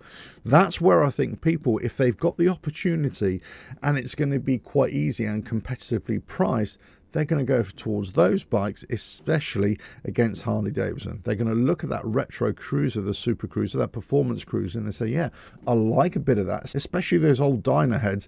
They're going to be looking at that bike and think, yeah, that's a really cool bike. They're going to be looking at other adventure-style motorcycles, and they say, well, maybe I don't want the Harley-Davidson. I'll have this Buell. And that's it. It only takes a few people or a few hundred people to start changing direction. Then all of a sudden you have a shift in trends. You have a shift in preferences, let's say. So this is where the threat comes from. It's the influence that a brand like Buell can have on the tastes of would-be Harley-Davidson buyers or Indian buyers, for example. Do I think they're going to challenge them in terms of numbers? No, absolutely not. And it's going to take a long time for them to even start churning out bikes that are going to really influence the market. But they're probably already changing tastes or making people wish that Harley-Davidson and Indian produce motorcycles, especially like the Super Cruiser. Let us know your thoughts in the comments below. If you like what I do here, don't forget to like and share the video, subscribe to the channel, and hit the notifications bell for all future videos. But Buell Motorcycles, they're looking for people, they're expanding, and watch this space. They could be coming on strong very soon. Catch you again. Bye now.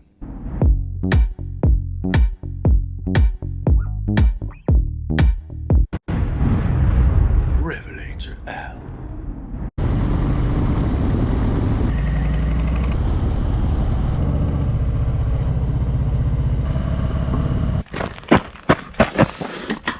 Let's cover that up. Are you boycotting Harley-Davidson? Is that what we're doing now? Hello, welcome to RevelatorAlf. I hope you're all well on this fine morning here in the UK.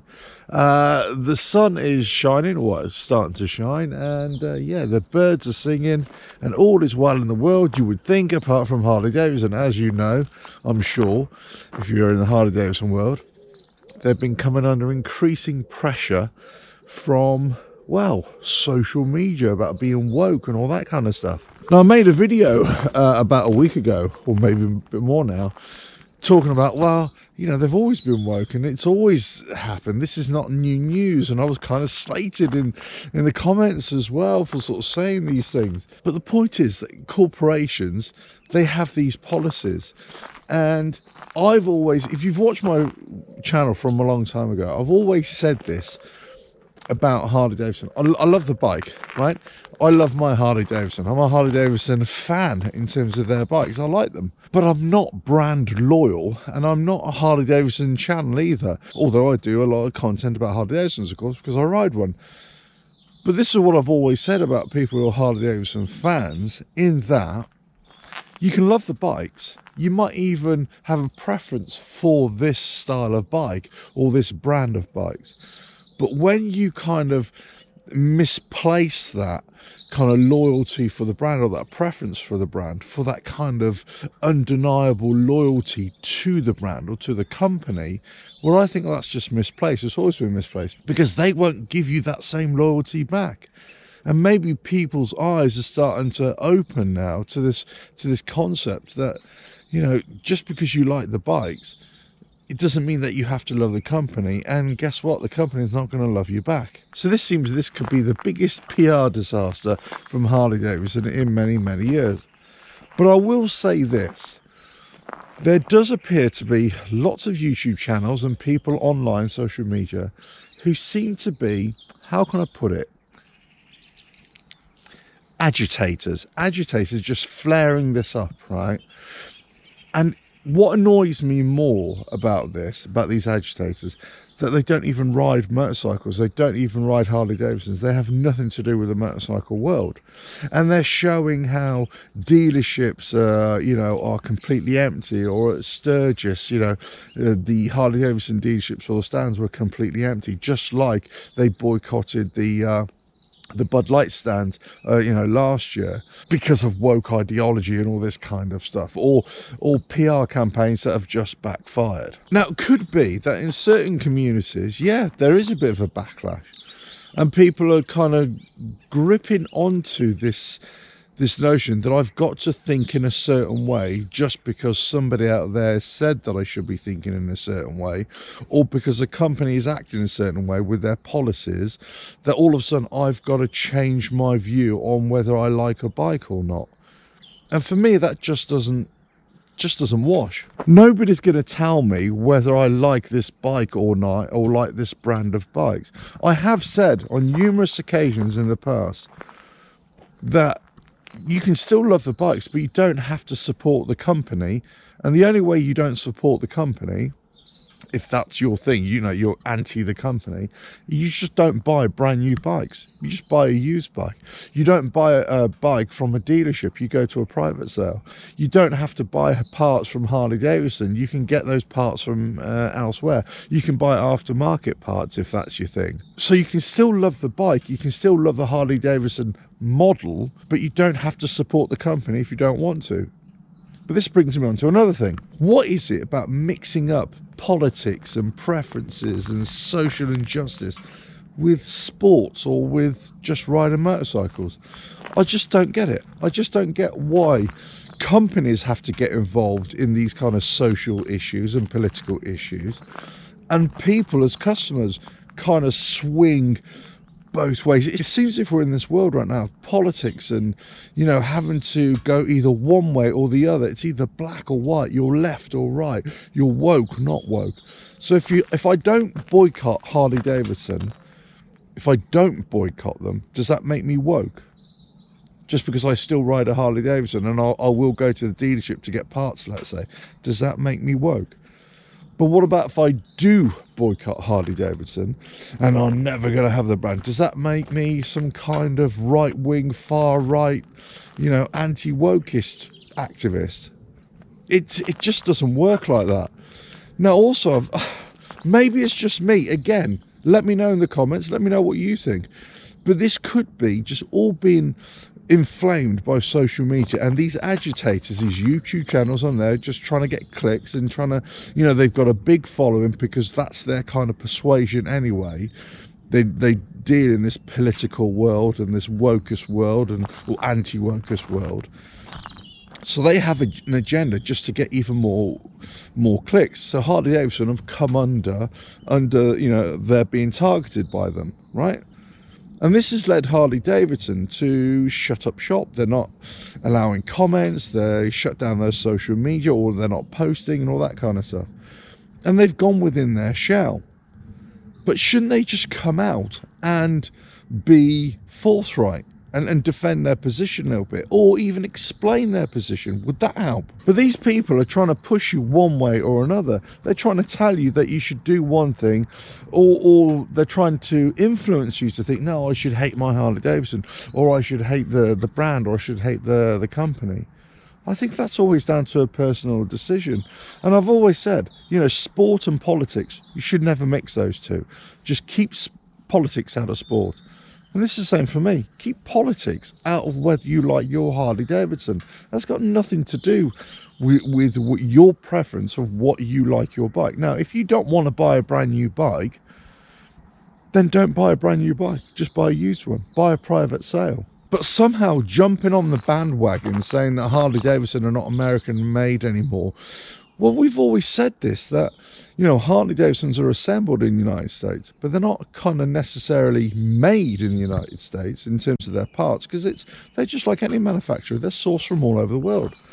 Now some of the bikes are being shifted over to Thailand, and this is what's annoyed a lot of people now, is that the company said that the bikes for the American market would always be made in the United States, but the Pan American, I believe, and the Nightster and the Sportster have been shifted over to Thailand temporarily, and they're saying for the 2025 bikes.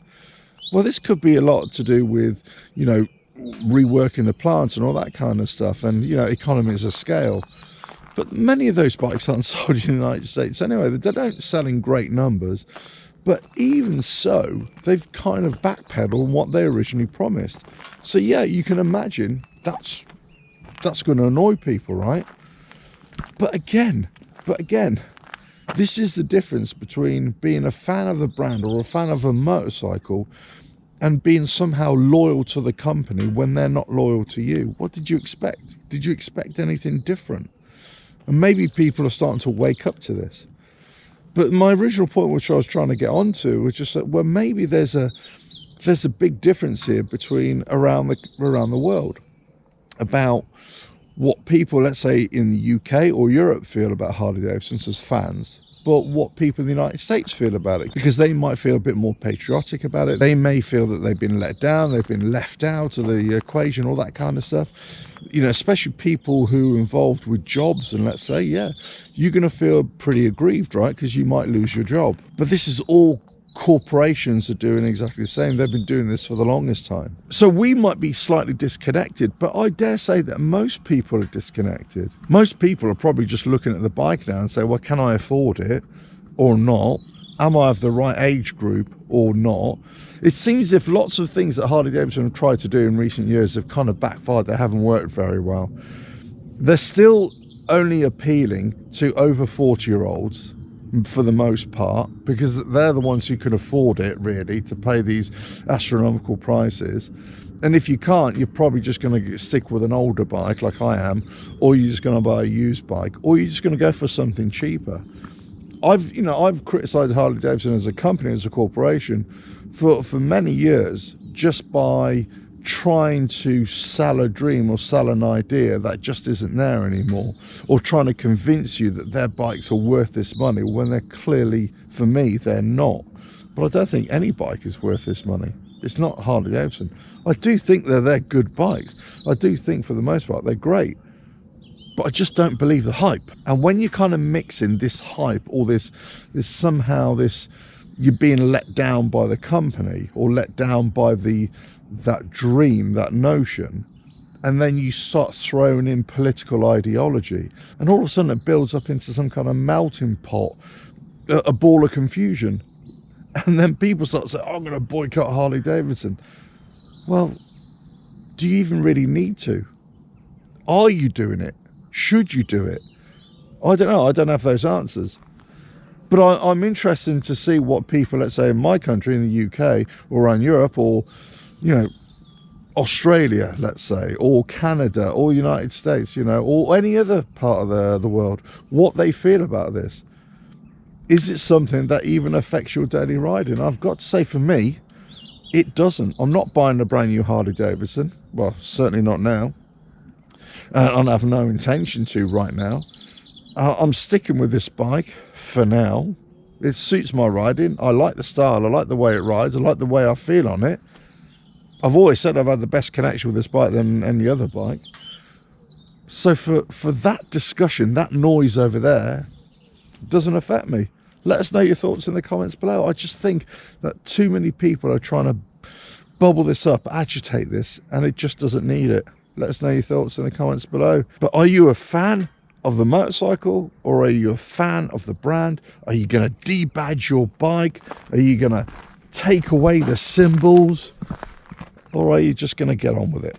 Let us know your thoughts in the comments below. If you like what I do here, don't forget to like and share the video, subscribe to the channel, and hit the notifications bell for future videos. Right, catch you again. Bye now.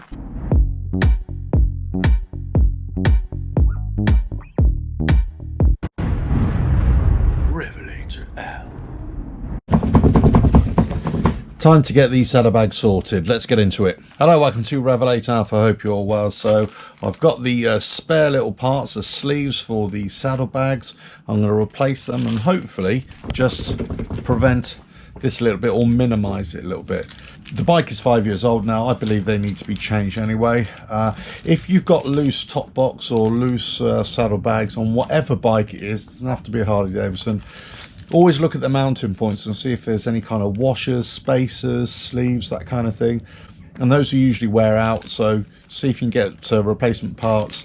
And as I said in a previous video, and that'll probably be a good way to fend off any further deterioration, and that's essentially what I'm doing today. So I've got these. I'm going to get the saddlebag off and then, well, see how easy it is to swap them over. Let's do that. Okay, so as you can see here, these are the sleeves, and essentially they should just slide out. Yeah, you need to press them together a little bit to pull them out. Give that a bit of a clean as well. And they don't look too bad actually. But I'll tell you what, and you see, yeah, you can see there's a little locking pin there, and that locks into there as well. Yeah, there's a little locking pin there as well. So when they slide back in, they'll clip in place. That's why they won't come out. So you just squeeze them together a little bit, and they'll pop right out. So for those of you who want to get these changed, you just go along to your local dealership, whatever it is, and you just get the parts. You'll note when they bring up the diagram of the saddlebags, you don't buy a complete saddlebag. You can buy all the individual parts of whatever you need. So in this case, it's 902000480, and that's the mount bushing for the dock. And that's a Harley Davidson genuine part, so that goes there. Right, so the best thing to do, I'm going to just quickly open this and compare the two and see if there's any kind of difference really. Right, so you can see it's exactly the same. If I hold them up together, they're all exactly the same. There's no sort of difference, and I'm just trying to see, I've got to say, apart from that slightly being a little bit more wider, possibly that groove there, I can't see the inner part being that much more worn. So I suppose the argument is, do I really need to change them? Well, if they were damaged, if they were broken, or if they were severely degraded anyway, worn away, then obviously, yeah, I would say definitely. Right now, I would say it's, you know, I'm not really sure whether it's going to be worth it. However, this is what, £8–10 for these to come through. They're new. I'm going to put them on anyway and be done with it.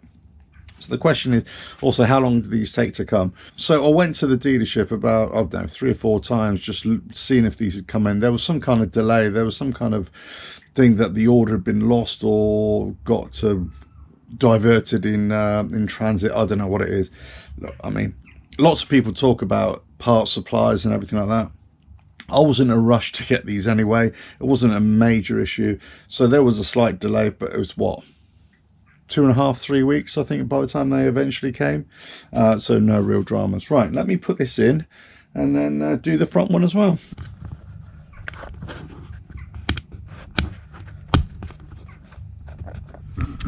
I've got to say, that already feels tighter in the actual housing itself. The actual sleeve feels tighter. See, look, so here, look at that. Is that? Yeah, that, I don't know if it's supposed to be like that, but that looks really loose there. So I think to take this off, you have to take this top plate off here. Right, let me go and do that. Right, I want to got my simple torque set from the workshop. Let's get this top plate off.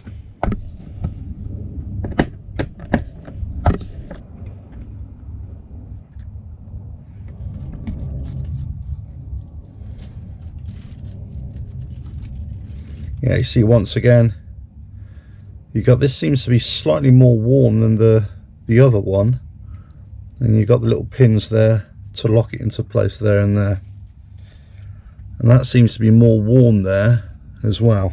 Let's get another one in.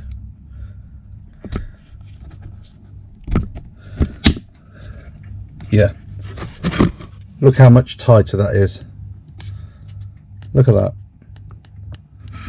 So I would say, right now, what I said before, wasn't sure if it was the right thing to do. You can see it's definitely the right thing to do, because these, especially the front one, well, actually, it's the rear one, was really, really wobbly, really, really loose. Whereas now, nice and tight. Right, let me button this back up. Right, there we go. So the old one's replaced, the new ones are in. Let's put it back on the bike and see what's what.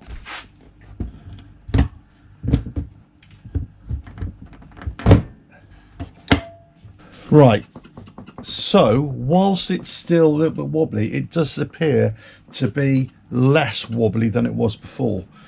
I'm not sure I'm noticing it here so much, but definitely within the housing of those spacers or those sleeves, it's definitely a tighter fit, so well worth doing, I would say. Right, I'm going to do the other one, but that's it. Replacing your sleeves on your saddlebags, or to help loose fitting saddlebags for your Sport Glide especially, or Lowrider ST, something like that. Lowrider S if you've got side bags, or anything, or any bike with side boxes or top box.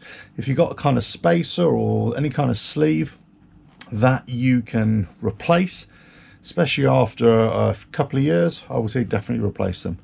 If you found that useful, if you like what I do here, don't forget to like and share the video, subscribe to the channel, and hit the notifications bell for all future videos. And we'll catch you again on another video coming very soon. Right, it's a bit hot out here. Ta-da!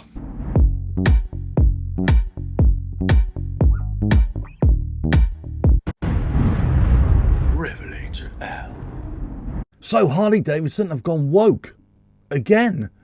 Let's get into it. Hello, welcome to RevelatorAlf. I hope you're all well. If you like what I do here, don't forget to like and share the video, subscribe to the channel, and hit the notifications bell for future videos. So in the last couple of days, there's been a big furore in internet land over Harley Davidson being woke, and the CEO has been woke, and it's all gone a little bit crazy out there. So much so that lots of people have been jumping on the bandwagon, and some notable celebrity type people, let's say like Sean Strickland, the MMA fighter, he's always got something to say for himself, and about lots of other topics as well, especially when it comes to politicizing things and also talking about his own agenda. Right, okay, fine, he's perfectly entitled to. Now he's jumped on the bag when talking about Harley Davidson. He's never going to own a Harley Davidson again, he's selling his and all that sort of stuff, and it's all to do with this CEO and all this sort of stuff. Okay, this is all old news. If you're into motorcycles, especially if you're into Harley Davidson, this is all old news. An online journalist a couple of days ago, a guy called Robbie Starbuck, or whatever his name is, he wrote a piece sort of highlighting the DEI policies of Harley Davidson and the wokeness of the CEO, and by extension the company as well. Jochen Zeitz I'm talking about, of course. DEI, diversity, equity and inclusion policies. Now, This all comes down to the way society's been moving over many, many years, and many corporations have been facing a lot of backlash for this DEI policy, not only in Europe or around the world, but especially in the United States. There seems to be a lot of backlash, a lot of pushback on these things now, because it's not necessarily about the right person for the job. It's not about a meritocracy. It's just about getting people in, and whatever it is, just trying to give them a little bit of favor to try and get them into a role. I see where the intention of these policies is, no doubt, but you can't just have people in posts just because they're representative of a community. You've got to have the right people in post. And regardless of where they come from. So that's the key thing for me. But you've got lots of people jumping on the bandwagon about this DEI policies and also about this woke agenda, right? Now, as I say, if you're Harley Davidson, you know this has been going on for a long, long time. We know that Jochen Seitz took the helm about 4 odd years ago. And we know that he's German, he's ex-Puma CEO, they call him the shoe salesman for a reason. We know he's got all these agendas in terms of climate change and all that kind of stuff. He wants to take Harley Davidson down the electrified route, and he's made this perfectly clear. He's not hiding anything. But the problem is that the internet kind of regurgitates everything. So lots of people are jumping on this bandwagon now saying, oh, Harley Davidson woke. Well, they've been woke for a long, long time. This is nothing new. This is not a new story. Although they're trying to make it a new story, it's not a new story. Just last year at Milwaukee, when Harley Davidson hosted their celebrations, they had, Green Day playing. And there was a lot of backlash for Green Day playing there as well, because they were kind of anti-American and anti-Harley Davidson type deal. So regardless of which way the company goes, there's always going to be some kind of backlash. Now, in terms of this wokeness, in terms of, getting, a German in for an American company, well, this has been, ever since he went into post, people have been asking the same question. So it isn't a new story. And they're trying to make this into a new story. It isn't. Now, are they justified in saying what they're saying about Harley Davidson, about the wokeness, about their agenda? Well, you could say that about all corporations. All corporations have kind of gone down this route. Is it alienating a lot of their fan base, their customer base? Well, I'm sure in some cases it is. We saw what happened with Bud Light and the disaster there. We saw the backlash that Harley Davidson were getting with any kind of association with Bud Light as well. So we can see it. I remember seeing, last year, Sturgis pictures of the Bud Light stand completely empty of bikers. Nobody was going to that Budweiser stand or Bud Light stand. It was just completely devoid of any attention. Now, I think they've come back a little bit, but still, they were suffering hard. And they lost millions, if not billions, off their stock price for this backlash. Harley Davidson have got a similar kind of problem here, because if you're talking about the customer base, the biggest customer base for Harley Davidson is in the United States. And most of those will tend to lean towards the right. There would be more Republican side, and they will have those kinds of values. Well, if that's the case, then you're fighting against your own customer base. You're taking the company in a direction that many people just don't want to go. And when you've got these buzzwords like DEI, this diversity, equity, inclusion being floated around, and especially where companies, corporations, the United States especially, I'm not sure about around the world, but certainly in the United States, they can get tax credits, they can get government funding in many ways for having DEI policies. They can have incentives to have this and implement these policies. And this is what people are pushing back on. Nobody's saying that one section of the community should get better favoritism over another section of the community. But what he's saying is that, yeah, it's got to be representative. I understand that. And that's got to be, equality and inclusion for everybody. But it's got to be based on merit. And it's got to be based on, can you do the job? It's not up to companies to solve the problem of society. It's not the role of government to incentivize companies to just hire anybody that they can just to tick a box. What it is, it comes down to the education system, the social system. You've got to make it fair and equal and equitable for everybody to be able to get an education, to be able to rise up and earn a living, support their families, get on in life. And also have a society or a local society, a local environment that you can feel proud of, that you can feel safe in. These are all questions for the governments and local governments to answer. It shouldn't be up to companies and CEOs of companies just to try and fix this issue. So this is all old news. This is all old news when we're talking about CEOs of corporations being dropped in and there's some kind of shadowy force behind them, some kind of global play here just to politicize corporations into going one way. Now, look, people have talked about big corporations like BlackRock and Vanguard in the United States as well, and how much they own of corporations all around the world. If you believe that each company, each big corporation is operating totally independent of other companies, you're living in cloud cuckoo land, because it just doesn't work like that. And when you're talking about companies like Harley Davidson, who are such an iconic brand and a brand name that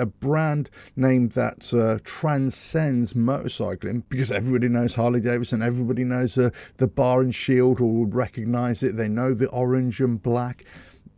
People associate Harley Davidson with more than just motorcycles. It's bigger than that. The brand entered pop culture a long time ago, and it got into the hearts and minds of many people, certainly motorcycle enthusiasts around the world. So when you're taking a company in a direction that kind of butts heads against your client base, your customer base, your traditional customer base, regardless of how society might be changing and what new customers might be coming in, if you're alienating the bulk of your customer base, you're going to be in problem. Now, I've made videos in the past talking about Harley Davidson, and the problem they might face is when they alienate their old customers and they're not bringing in enough new customers, because the new customers will prefer to go to cheaper motorcycles, different types of motorcycles, and not going to Harley Davidson. Or if they still perceive that Harley Davidson doesn't really align properly with their social values, let's say, or their political values, whatever the case may be, right? They got a problem. So that's why you can see that if there's a change in society, the company is going to shift direction. It's going to move in that direction. Now, the question is, how much can it move into that direction to satisfy the new world order, as it were, or the new customer base? But also, how far can it move until it breaks, until it can't go anymore? Say, this is all old news. So whilst lots of people are jumping on the bandwagon, and I'm sure you're going to get more videos on YouTube, and if you're on social media, I'm sure it's there's going to be lots of agitators there, but it's all old news. We've been knowing about this for a long time. And people will either stick with the brand, or they just ignore all this woke talk, and they just say, do I like the bike? I like the bike. If I don't, I don't. Do I like the company or not? It's kind of irrelevant what people on the internet or what certain well-known people are saying about the company, about the brand, about this CEO. Oh, get this German out and get an American in, all that kind of stuff. When fundamentally, it's whether you can afford the bike, whether you like the bike, and whether you can block out all that noise and just go out and ride. I mean, that's basically what it's going to be about. Let us know your thoughts in the comments below. But for me, all this woke talk from Harley Davidson, it's all old news. They're trying to make it new news. It's not. It's all old news. Let us know your thoughts in the comments below. If you like what I do here, don't forget to like and share the video. Subscribe to the channel and hit the notifications bell for all future videos. And I will catch you again on another video coming very soon. Bye now.